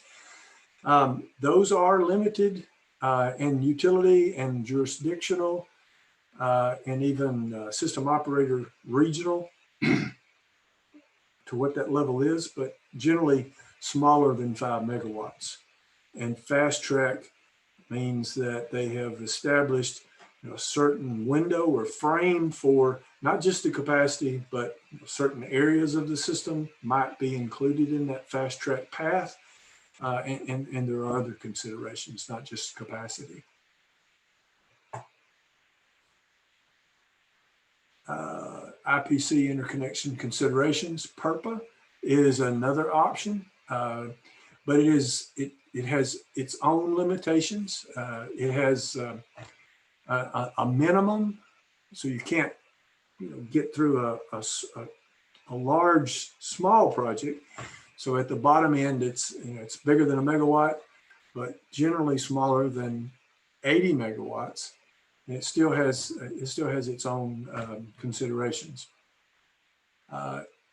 In almost all cases, and this kind of goes back to the historical reference that I used with 888 and 889, there is a queue for these applications, and it's first come, first serve. And in that queue, depending on where your project lands, you may be affected by previous applications. Because if you think about it as plumbing, there's only so much energy, so much water, to use the plumbing example, that can get through. And as more projects are interconnected or planned to be interconnected in that queue, then the magnitude or the space, if you will, in that plumbing is constrained. And so it's very important from the utility. That's how they manage it. This is a number that probably changes every day, every month. But when we put together these slides, give you some sense of what the backlog or the extent of those queues are. It's unlikely that your project will be top of queue, at any time. And then the capacity in this queue. Some words or some terms that are used by IPC that you may see something similar to this: network resources, and that means that your energy, your power, is consumed or sold to the local utility. If it participates in a market and wheels through, kind of an odd term, but passing through, transported across, interstate, across the utility to another utility or to a different operating area, then IPC refers to it as energy resources.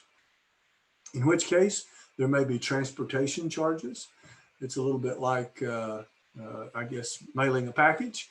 So if you move your product, your energy further, then you may have to pay additional charges for the use of other transmission that you might not be able to see from where you are. Second example with CAISO, the California Independent System Operator. More complicated, but just another example. Transmission interconnection, their line, and I think about this, I had a question this morning around commonality or disparity between these different processes.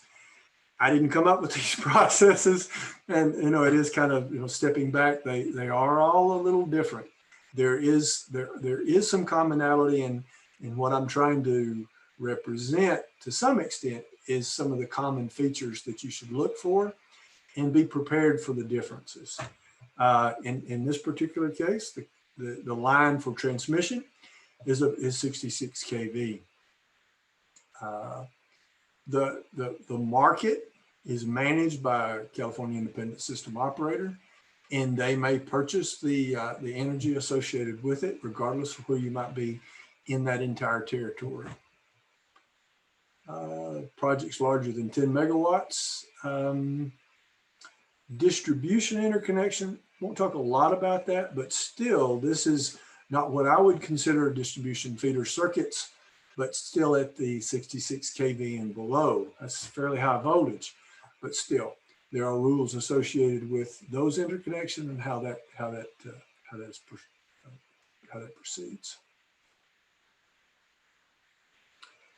The level of involvement is dependent on the size of the project with respect to CAISO, and that can affect whether or not it's a fast track project, whether there are additional costs, and whether there are additional study frames.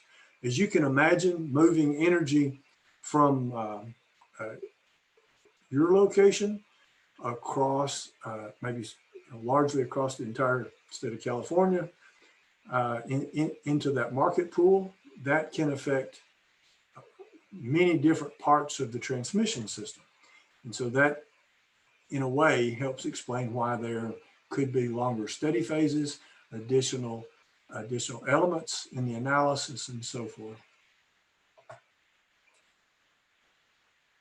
The distribution, 66 kV and below, has a little bit different process. Rule 21, which largely mirrors the elements that I talked about this morning, the adoption of 1547. In fact, Rule 21 and the development of 1547 were pretty much parallel in their development and their implementation. And the rule, or the elements of Rule 21, had a large influence on some of the more sophisticated and mature requirements in 1547. I'm going to give you a sense of that.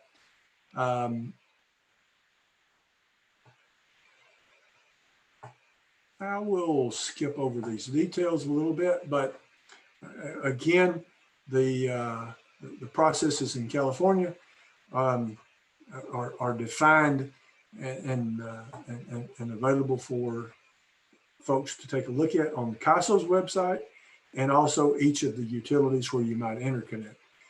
These rules and these technical requirements are required to be published and available. The application procedures and what the requirements are, the limits are by voltage and by class. Risk mitigation strategies. Okay, so regardless of where you are and whether you're connecting to Idaho or California or in Tennessee or Alabama or Florida, there's an opportunity for you to mitigate risk. And I'm going to talk a little bit about the different strategies. The first, I would say, is participation. Becoming familiar with the stakeholder process in your jurisdiction, investing your time or an association that you might be a member of, their participation in these processes, not just to make your voice known, which is very important, but also to get comfortable and familiar with the participants on, if you will, both sides of the table, whether that's the state authorities, the system operators, the regional reliability coordinators, and of course the utilities that have the stake in safety and reliability. Becoming familiar with them, and they're becoming familiar with you and your concerns about the process and how difficult it might be, how costly it might be, and all those sorts of things. But exercising your voice and building those relationships, that's foundational in my opinion.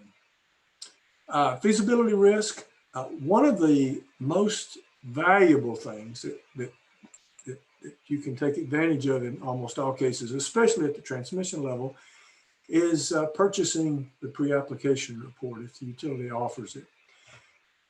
That can help you and your developer to understand what the on-the-ground situation is at the location where you're wanting to interconnect. What is the capacity available at the substation, whether there's space available for new equipment, and all these sorts of things. And it can be a go or no-go type of decision with a relatively small investment. It's good to leverage this participation and these relationships to consult informally with the utility in your development process to understand where they know that there are better opportunities for interconnection. They may have zones on their transmission, and even at the distribution level, where they discourage or encourage interconnection because they know that their capacity is limited, that there isn't much load growth to offset the additional generation. There may be specific constraints on the transmission system at certain locations. There may be plans down the road for transmission plans to upgrade wholesale parts of the transmission network. It might be advantageous to defer the project. Things like this that you can learn from working directly with the utility, your customer service agent, if you will, with the utility. Cost risk mitigation. At the transmission level, these are big numbers. And it's important to understand that if you go back to the arrow diagram that I showed with the Idaho process, each of those boxes has a price tag, and it generally grows, and it's cumulative, of course, all the way to the level at the right where you're talking about the facilities investment. In almost all cases, it's on the responsibility of the developer, the installer of the new equipment, to pay for the upgrades necessary for that interconnection. That goes all the way back to the FERC rule that I referenced before. To accept that energy and to benefit from the sale of that energy, there's an investment to allow for the interconnection. The long and the short of that is have a good sense of what those costs might be, even before you get into the process. What are the risks associated with that? Can you cover that? Can you manage that that investment, that loan, if you will, with the income from the energy? All of those sorts of accounting and mathematics needs to be considered. Timeline mitigation.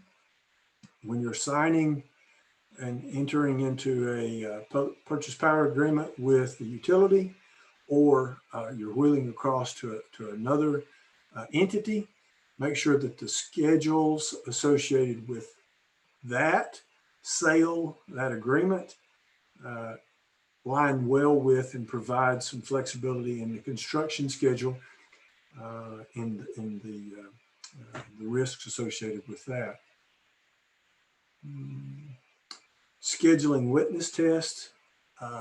What this means is in some cases, especially at the higher voltages and higher capacities, the utility will want to have a representative. It might not be a utility employee, but it might be an agent of the utility that will want to witness the commercial operation, the pre-commercial operation test. Test the voltage, the ramping, the response to frequency, some of those things that are done on site at this scale, because we don't have technical standards in place from IEEE to govern this. There may be an on-site test. Scheduling that can be a little bit difficult because of the numbers of parties involved. Next steps. So working with your team and your partner, again, what is the utility's preferred approach? Their approach to the process, their approach to the timelines, a sense of where you might land in the queue, and also what locations even are possibly most efficient, most effective for new generation. What deadlines can influence project success, working with your developer to understand that critical path. Are there any challenges, especially right now with COVID and certain equipments, certain trade experiences, electricians availability, even transportation, what might be impacted and affect the schedule, and making sure that lines up with the commercial agreements that you might put into place. Project Interconnect, what the results of the paid interconnection study. As you move through that left to right arrow diagram, you're going to gain more information. You're going to gain more opportunity to make the decision. At no point, once you enter that pipeline of studies, are you obligated to finish. At any time, you'll get a sense of what it's going to cost to move to the next step and what your investment will be as you get closer to the green light to do construction. And I don't think I need to say it, but the worst thing you could do is to make investments in project, in equipment, without entering into the prescribed study process of the utility. Because you can make investments in equipment or in design or some of these things, and the utility say, the utility feasibility deny interconnection, and then you have that obligation for equipment or for design that will not result in project. Hi, Michael. There's only 5 minutes left. Well, I'm finished. Thank you. Perfect. Perfect. All right. Michael, thank you very much again for digging deep into the technical topics and the practical concerns of the utility scale interconnection processes and policies. And again, I will offer that Michael is a valuable resource. Obviously, we squoze a lot of his time and expertise into a very short period here. So if anybody does have follow-up questions or would like to have a discussion, just reach out to us and let us know. I don't see any questions in the chat right now, but if anyone would like to, you can use raise hand under reactions at the bottom of your screen. If anyone either has a question or has a comment or a story you'd like to share about your own utility scale interconnection experience. Is there any story to tell? Was there something that was easy or challenging? I see Leland McGee. Go ahead, you should be able to unmute yourself. Everybody hear me? Yes, go for it. Yes. Just a quick comment. I've been in and around tribal energy work since before the Bush administration. While at Interior, I fought hard to get a greater percentage of annual grant funding earmarked for renewable energy, and we were successful in doing that.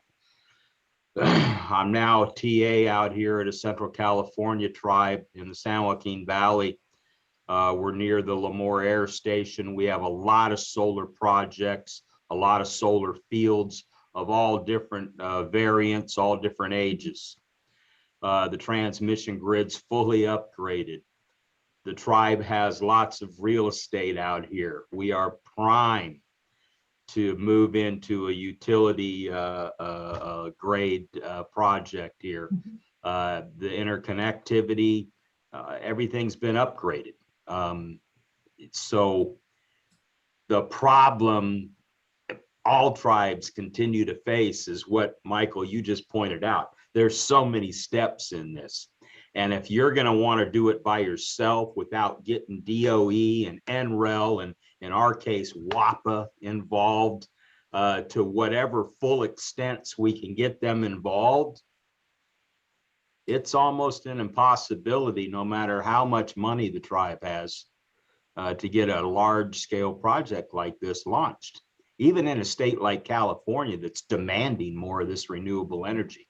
I just feel that this tribe is primed to do this project, but boy, there's a lot of hurdles, and boy, we need to talk more, and we need to figure these problems out. Or 10 years from now, we're going to be having another virtual conference like this, and we're still going to be in the same spot we're at today. This was the problem we faced with CERT. They wouldn't disconnect from hydrocarbons and start moving into the renewable arena. And eventually we lost them, unfortunately. I'm glad to see this intertribal together. I hope we all continue to work. There's a lot more tribes out there that can do utility scale renewable energy projects. But Yeah. without greater assistance and more consolidation of efforts so that we come up with a make sense approach that's as streamlined as possible, we're always going to stumble, you know? It's Yeah. a shame. Leland, thanks for your comment. If you're interested in having further conversations, we do want to use these sessions. We know they're short to tee up smaller group discussions. So please reach out to us. I already have. Okay, excellent. Been on with Jake Glavin already. So well, we're going to count on your I hope participation. to talk to you and the folks at NREL soon. And we're going to be in DC at DOE, and we got members of Congress coming out here. So we got a lot of interest. That's fantastic. Really move ahead. All right, that's awesome. Chrissy, you want to go ahead and launch the polls here at the end of the session? Thank you. And while we've got those polls up on the screen, Michael, were you going to make a comment? I was just going to say thanks, Leland. I appreciate that comment. It is not even back when we were connecting independent power producers to natural gas. Even then, it was a difficult process. The process generally has not kept up with the drive, the policy, the interest in connecting non-carbon solutions. So I even an old utility guy like me, I sympathize strongly with your concerns. And hopefully, I'm hopeful that the new IEEE standard 2800, when it is finally published, will provide a foundation that will consolidate some of these variations that are, I saw in the chat between these approaches. I think it will help with that. It won't solve all the problems, but I think it will help. Thank you, Michael. And Leland, in case you didn't see it in the chat, looks like you've got someone reaching out who'd like to connect directly with you as well. So feel free to, you can chat directly between yourselves too. We're looking at the polling results here. And again, as mentioned previously, we'll post the presentations and all of the polling results and summaries of these sessions on our project website. We're going to be starting our next session at 25 after. Whatever hour you're in whatever time zone you're in. And that last session will be on the market participation and how electricity markets work and how tribes can play in that arena. So we'll be hearing from Kevin Blazer from Saginaw Chippewa and David Hurlbut from NREL in looks like just a few minutes here. So I'm gonna turn off my camera and go on mute. Thank you all for joining this session, and we'll see everybody again shortly. Thank you.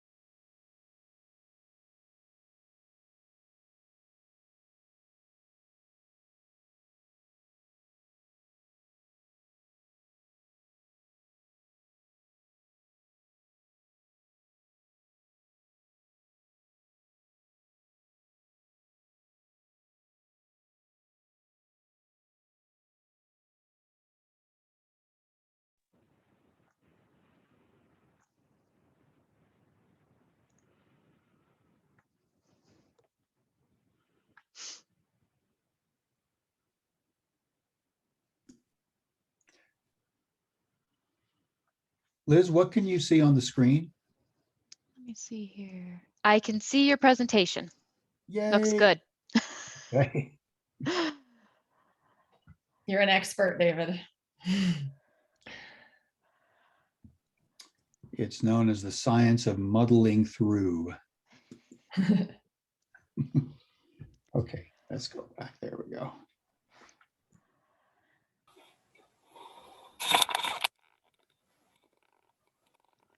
Okay, well, welcome again, everyone, to the last day of the MTERA annual conference. We're very pleased to be wrapping up the conference with a day dedicated to our partnership between MTERA and NREL.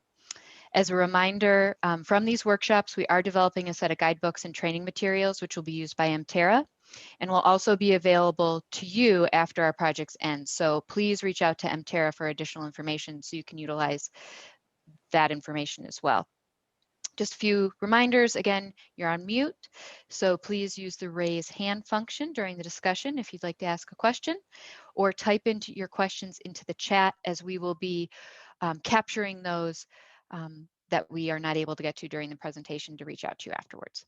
And we are recording. So with that, we are going to start the presentation off with a poll.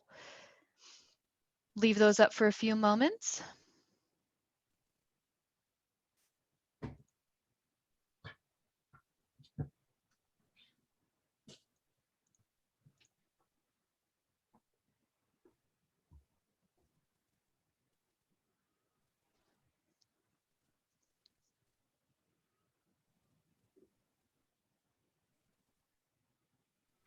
We're going to leave those up for about 10 more seconds.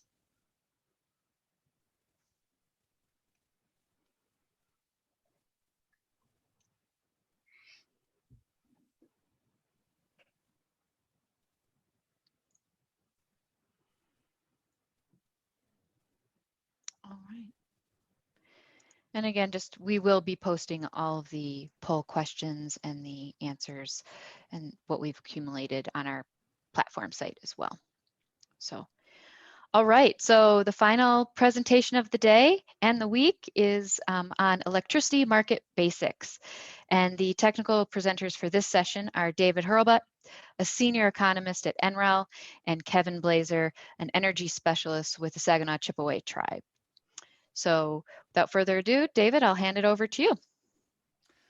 All right, well, thank you very much. And thank you all. It's a pleasure to be here. And it's a great opportunity to talk with you all about clean energy development and in its various aspects.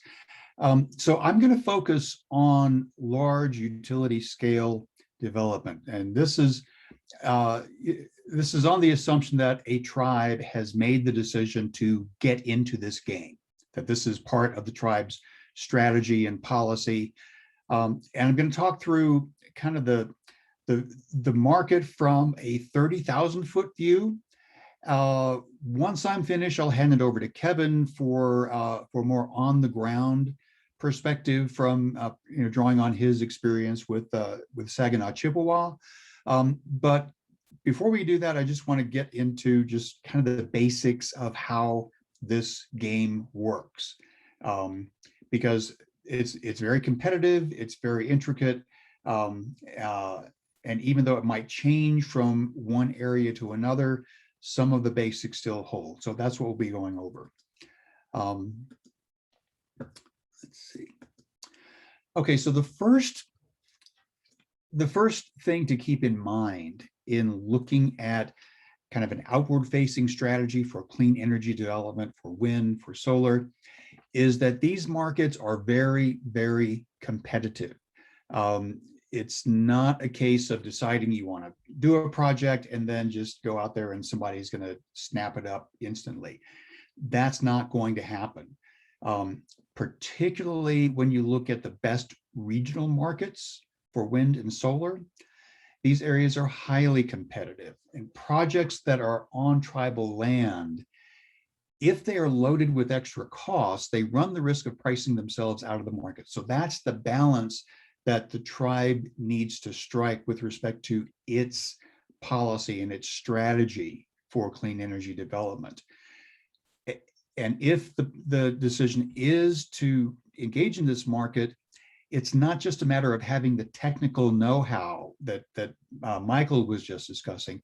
You also need a market strategy, some game plan for getting into this market, and being able to compete head to head with others that are in this market as well. So a lot of my comments are going to focus on entities called regional transmission organizations. RTOs are organized wholesale power markets, and they combine several transmission utilities, different types of utilities, into one consolidated operation. They have more rules than if you were to engage with a utility separately. But along with these additional rules, there's really more access, more market access, and more opportunity if you can learn how to adapt to the rules. Everything that happens in an RTO is based on cost. The least cost resources get dispatched. More expensive resources are only used when supply runs short or demand is really high. In most cases, energy prices are set every 5 minutes, and they're based on how supply and demand intersect every 5 minutes. So prices vary a lot. Areas that are not covered by an RTO operate as vertically integrated utilities. It's kind of a one buyer for an entire region. And as I said, simpler, fewer rules, but not as open, and sometimes fewer opportunities. So, as I said, there are a lot of rules for participating in RTO markets, and this gives kind of an overview of how things look. So there is an entity called a scheduling coordinator, and they basically manage information from generators that are wanting to sell power and load serving entities that need to acquire power. And there are various avenues for participation. For example, clean energy generators that are located on tribal lands, they participate as resources. Their payment is a function of how well they succeed in the 5-minute markets operated by the RTOs. But if the tribe also has its own utility that's serving its customers, it will participate as a load serving entity, telling the RTO what its demand is, and it will be paying the RTO for the energy. So there's this circulation. there is a new type of avenue for participation that includes combining load across several load entities into what's called distributed energy resources. And these provide a different avenue for revenue from the RTO if these load sources, be they casinos or other types of tribal enterprises, they can participate in a way that will manage their demand in particular ways that will help the RTO maintain reliability and gain additional revenue back to the tribal utility. So many ways for participating in RTO markets. Now, there is a strong demand for clean energy, and that's going to be increasing over the short term and the midterm. If you look at the Midwest ISO, the RTO that serves most of the Midwest, most of the utilities there have some sort of clean energy target, at least 50%, and there are some cities that have 100% clean energy goals. Same thing in the Southwest. Most utilities there have clean energy targets. Los Angeles, we've just completed a study for them. They have a goal of 100% as well. Many cities have 100% goals, but even where there are no clean energy targets, economics are pushing coal plants into retirement. So that's creating sort of an opening in the marketplace for more clean energy. And a lot of this is driven by the basic economics. Today, coal is more expensive per megawatt hour generated, even setting aside the emissions issues. On a cost per megawatt hour basis, clean energy tends to come in at a lower cost than coal. So that's causing a lot of the replacement we're seeing in the market. The thing is, on the other side, there's a lot of supply there as well. And the way an RTO market works, if there's a concentration of supply, then that will drive prices low. And what we're seeing in the Midwest in particular, overabundant wind is often resulting in negative wholesale prices or very low wholesale prices. In California, we're seeing the same thing happen with solar. Concentrations of solar in certain parts of the grid will create negative wholesale prices during certain times of the day. And these low prices make new entry difficult, and they increase buyer expectations for a favorable deal. So that kind of gets back to the issue of competition I was talking about earlier. Here we go. So this shows where a lot of the wind development has taken place. Hang on, let me come back to this slide. Okay, this shows where a lot of the wind development has taken place to date. You see in the Midwest, a lot of concentrations. In the Dakotas, Iowa is one of the biggest areas. But you also see that that a lot of these projects are just outside the borders of tribal land. So what this is suggesting is two things. One is that in many cases, there is transmission access to wind projects that would be located on tribal lands, but you have to be careful of how much concentration there already is on the grid at that particular location, because that could have price consequences that would make it economically difficult to site new projects. Similarly, we see a lot of concentration for solar development in California, Southern Nevada, and we see the same sort of phenomenon. But we're also seeing a lot of expansion of solar in Texas and in the East Coast, and a little bit in the Midwest, but not much. But the same sort of phenomenon. When there is concentration, that tends to drive prices low, and that affects the expectations of buyers looking for PPAs. Now, this is a really important point because it's difficult, if not impossible, for a project to come to fruition without a power purchase agreement. And the buyer is going to want the lowest cost, but they're also going to want the lowest risk and they're also going to want the soonest delivery. So this underscores the importance of a strategy to master the rules of the road, so you can keep your projects competitive in the mix. And this is the same in RTOs as well as monopoly utilities. In most cases, the PPA will be for delivered energy. Once the PPA has been secured, then lenders will approve construction loans. So this is what enables the project to go ahead. Without that PPA, it's difficult for the financing to move forward. Finding the buyer is going to be difficult if the project costs are high.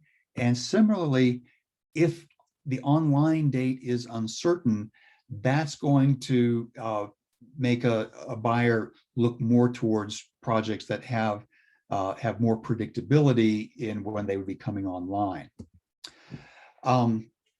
So strategies that would help enhance a tribe's competitive advantage in the market.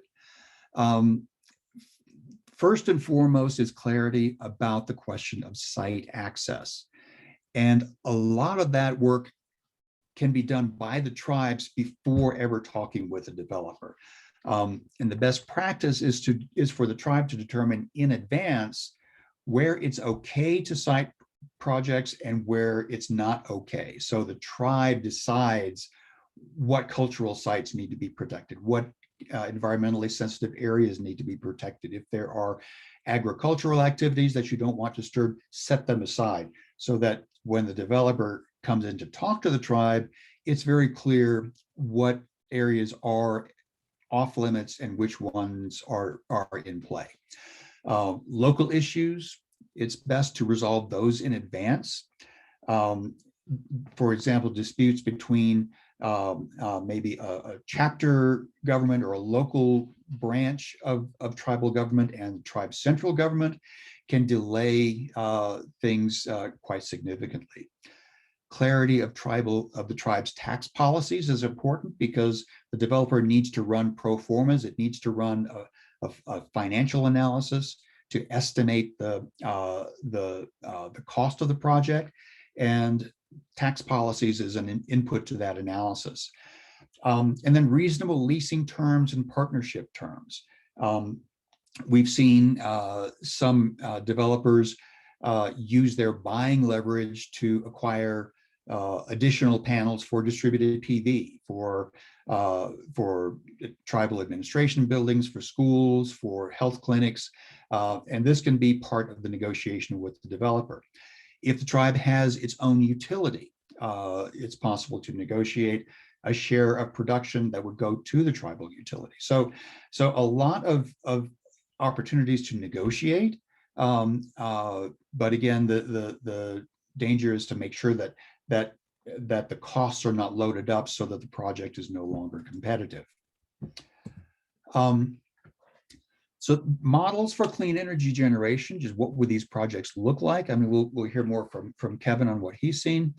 The simplest route, which we've seen a lot of, is where the tribe simply leases land to a developer, and the developer takes all the burden of securing the PPA with the utility or some other buyer, and then pays a lease payment to the tribe for the land. Another option is a project that is owned and developed by a taxable tribal enterprise. The taxable enterprise would be eligible for the various tax credits that help the competitiveness of a project. One possible model that has been discussed, but we haven't really seen it yet, is a partnership between the tribe and a private developer, where the private developer has a majority of interest during the first 5 years of the project. This means that the tax benefits would be part of the private developer's value, and then the majority interest would shift back to the tribe after year 5. Once the PPA is in place, so most of the revenue would be coming in, but the majority interest would go to the tribe. So this is one way of sort of getting around the problem of eligibility for tax credits and tax incentives for clean energy development.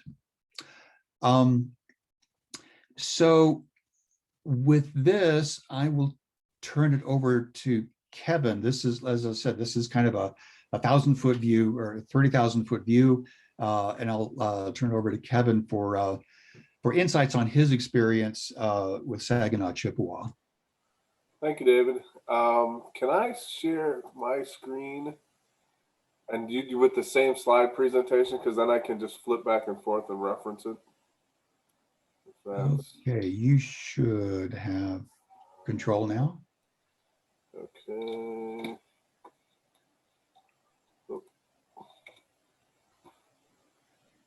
Is that the right one? Okay. All right. We can see your screen. It looks like the slides are on the side still, so you're not in presentation view. Okay. Yeah. So just kind of going back, through almost through the top of the deck and just adding some, kind of applied theory comments to this is, having a market strategy and moving into these spaces is really important because, Michael talked about earlier about, all the technical things that go into it. And Karen talked about, kind of how the rate structure is created so utilities and entities can capture their costs and their investment. What this encompasses is pretty much every other financial detail because, at the end of the day, it's always about the money. And, a financial or credit impact to these RTOs can be just as damaging as if a line fell. And in some cases, even worse. Occasionally you see where there's some credit explosion because somebody overextended or did something weird. Those events we need to be mitigated and kind of insulated. And that's what part of this whole process that is involved with these things. So really understanding that and having a plan of the tribe going into these markets is really important to kind of set expectations. Part of the, and once you get in here and you get into the space, directly connecting to these RTOs avoids a lot of dealing with the utilities. In a lot of cases, it avoids them entirely, and also not even having to deal with state regulations. So in our case, we're directly connected to the bulk power system. We're in the lower peninsula of Michigan, so METSI, which is the Michigan Electric Transmission Corporation, they own majority of the transmission assets. So we're directly connected to them.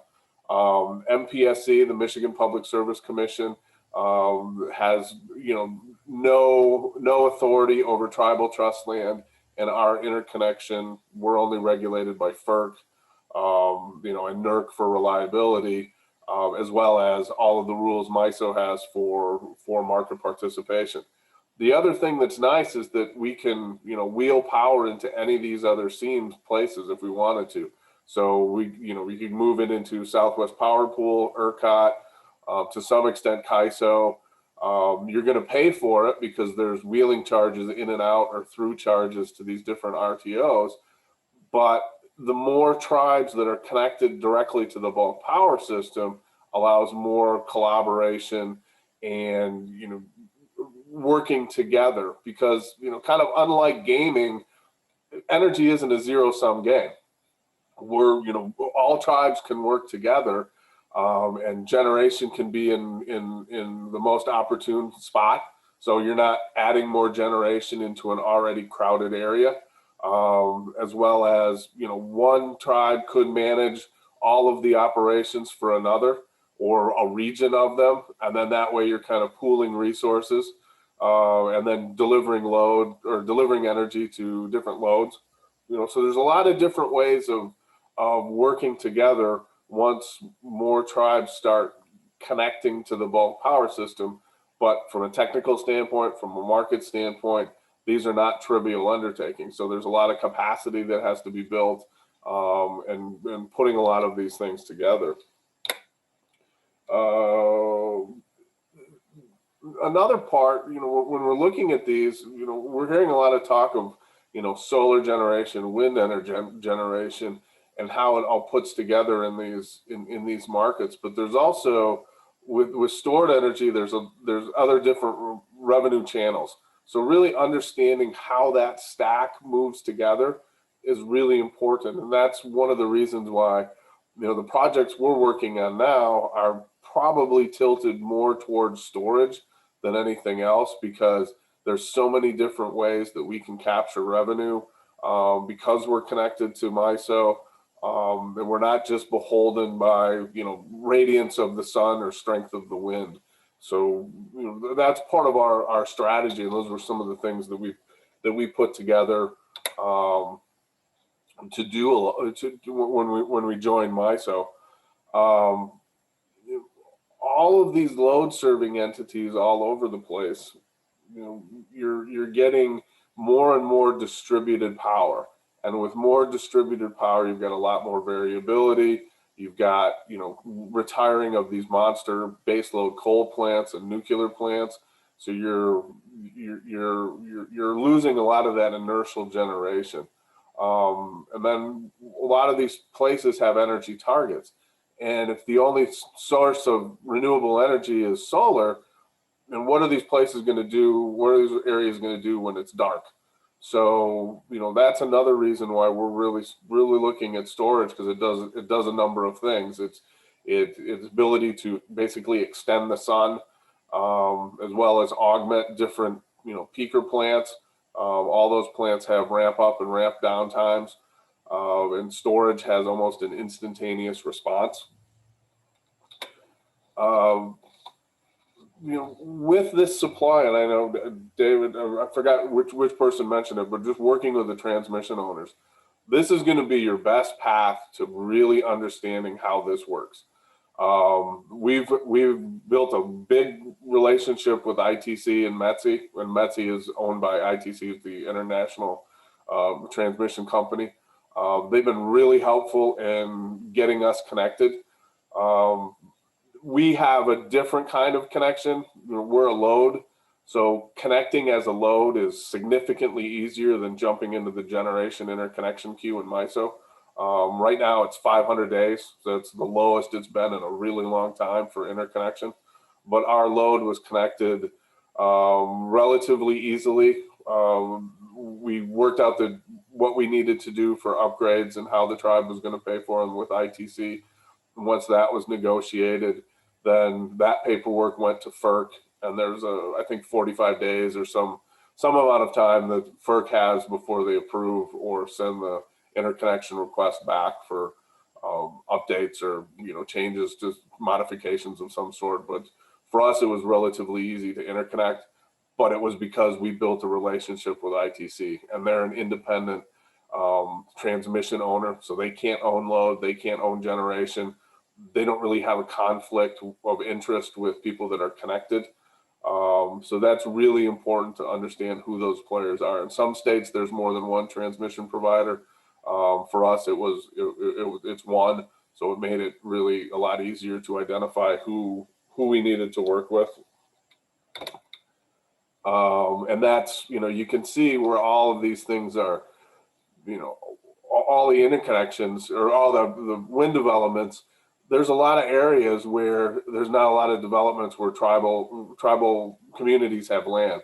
So I think there's opportunity, particularly in the northern Midwest, to really drive this renewable development, and then have those facilities interconnected with the grid and working with the transmission providers to do that. And we're in fact doing the same thing. I was going to reference another slide, but it's germane here as well, that we're talking to a couple of different solar developers to kind of change the model. A lot of solar developers have contacted us in the past of, we're going to have a certain amount of lease rate per acre of land that can be developed, but we're trying to change that.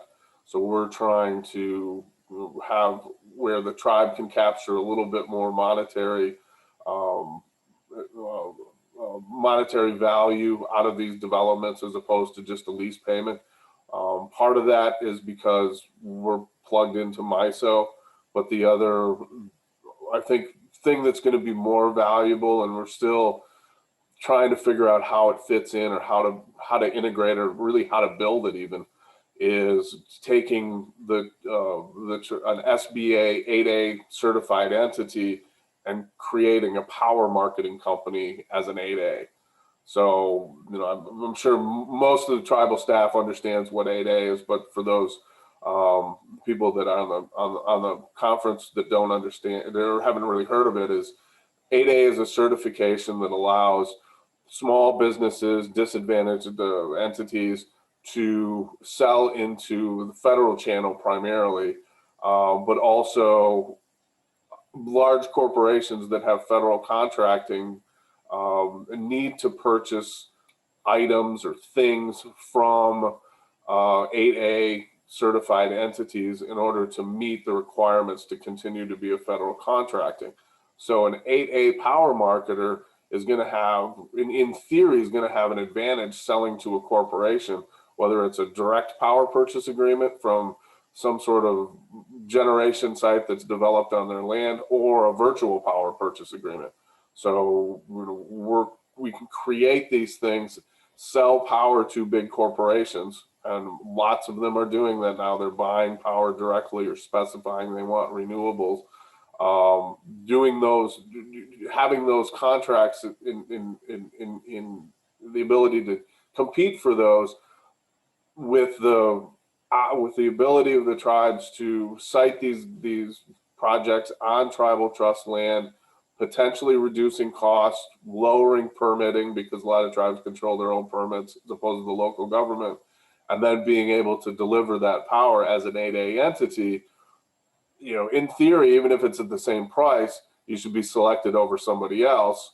But I think, judging by what we're seeing in some of the analytics, that we can be really, really competitive in these spaces because of the way we're working with the developers and having the tribe own a certain portion of these renewables. So it's something I haven't heard anybody else doing. You know, we're kind of always looking for different ways of working with other tribes, trying to figure some of these things out. You know, so, you know, if anybody's interested, you know, please reach out. You know, more than happy to start a discussion, kind of, you know, layer in some more details, because there's a lot more here than just what we can present in a couple of minutes. And I don't want to go too far over, because then I have some Q&A time. So I'll turn it back over to Karen. Let us answer some questions. There's only 5 minutes left. Thanks, Chrissy. I much appreciate it. Kevin and David, that was perfect and that was fantastic. And if anybody has a question, you can raise your hand in the participants or using the response at the bottom of your screen. I actually had a question for either or both of you. If there are tribes that want more information, so background information on these subjects, depending on where they're located around the country, what are the best places to go to get the most important information on market participation, the experiences like you're having, Kevin? Do you want to each comment on that for a minute or so? For participation in the RTO, is that, or? Yeah, just, you know, if you wanted to get started as a market participant, if you wanted to think about considering that, where would you actually, what would be the first step, and what places would you do to be able to do your homework, so to speak? Well, all RTOs have stakeholder trainings, you know, for introductory level, entry level market participants, be they generators or load serving entities. That would probably be a good first place to start. But it's always great to find somebody like, you know, like Kevin, you know, who's got kind of, you know, real world experience with it. But I think, you know, first, you know, go to the RTO website and go to their training modules. Yeah, that's what I was going to say, is just, you know, find out which RTO you're covered by. And then there's always, you know, becoming a member. There's some stakeholder information there. It's the credit part is the biggest part to jump through. The actual application is a page, but then they take 3 years of audited financials, and then they grade them and put together a whole scale. So there's some hoops, but they'll guide you through it. All these RTOs want more members, so MISO's been great to work with. I mean, I've asked them some really dumb questions that, in retrospect, were just horribly basic that I should have known, and they've answered them, and they've done a masterful job of guiding us through. You know, when we're kind of fumbling in the dark a little bit because we didn't ask anybody, we forged off on our own. Staff, we worked really hard to try to figure this out. So, you know, that's where I would start. Okay, great. That's fantastic. And I think that's, that's really helpful. And it's also really encouraging, right? So we'll wrap up there because we've got just 2 minutes left. Chrissy, if you want to launch the polls, we're going to do the end of session polls. And while you guys are all answering that, I just want to thank everybody for, for participating today. It's been 4 fantastic days of this conference, and we really appreciate so many folks jumping on and engaging in our day of policy topics. As I've mentioned, we're using these sessions to tee up additional discussions, digging in on these topics, digging in on geographical, policy topics of interest, and just to be able to really have conversations and keep working through our working group. So feel free to reach out, feel free to get on our working group platform, which is in the chat, and definitely keep an eye out. We are going to be sending out a questionnaire in the middle of our project in July, as I mentioned earlier, so you can keep an eye out for that as well. And as always, please feel free to reach out to NREL or MTERA if you're interested in this project, or if there's other energy projects that we might be able to partner with you on. We are here and we are all a resource. So very, very helpful. I see a question in the chat directly. We will have all the presentations posted. It might take a little bit to get the presentations posted, but the entire conference is recording and posting recordings. And so we can make those recordings available through MTERA as well. And we'll be sending a note out to participants when all those things are up and available. So thanks for your participation. And looks like Chrissy's got our poll results posted up here as well. Looks like folks are definitely listening and learning. So thank you everybody for your participation today, for your participation this entire week. Don't hesitate to reach out to us. And it's just been a fantastic week. Can't thank you enough. And everyone have a great rest of your Friday and a wonderful weekend. Thank you so much. Thank you. No, it was great to have everyone participate, and it was good to see how MTERA was able to link all of these different stakeholders together and deliver this kind of value. Absolutely. Couldn't agree more. All right. Good luck, everyone. Thank you. Take care. Have a good weekend.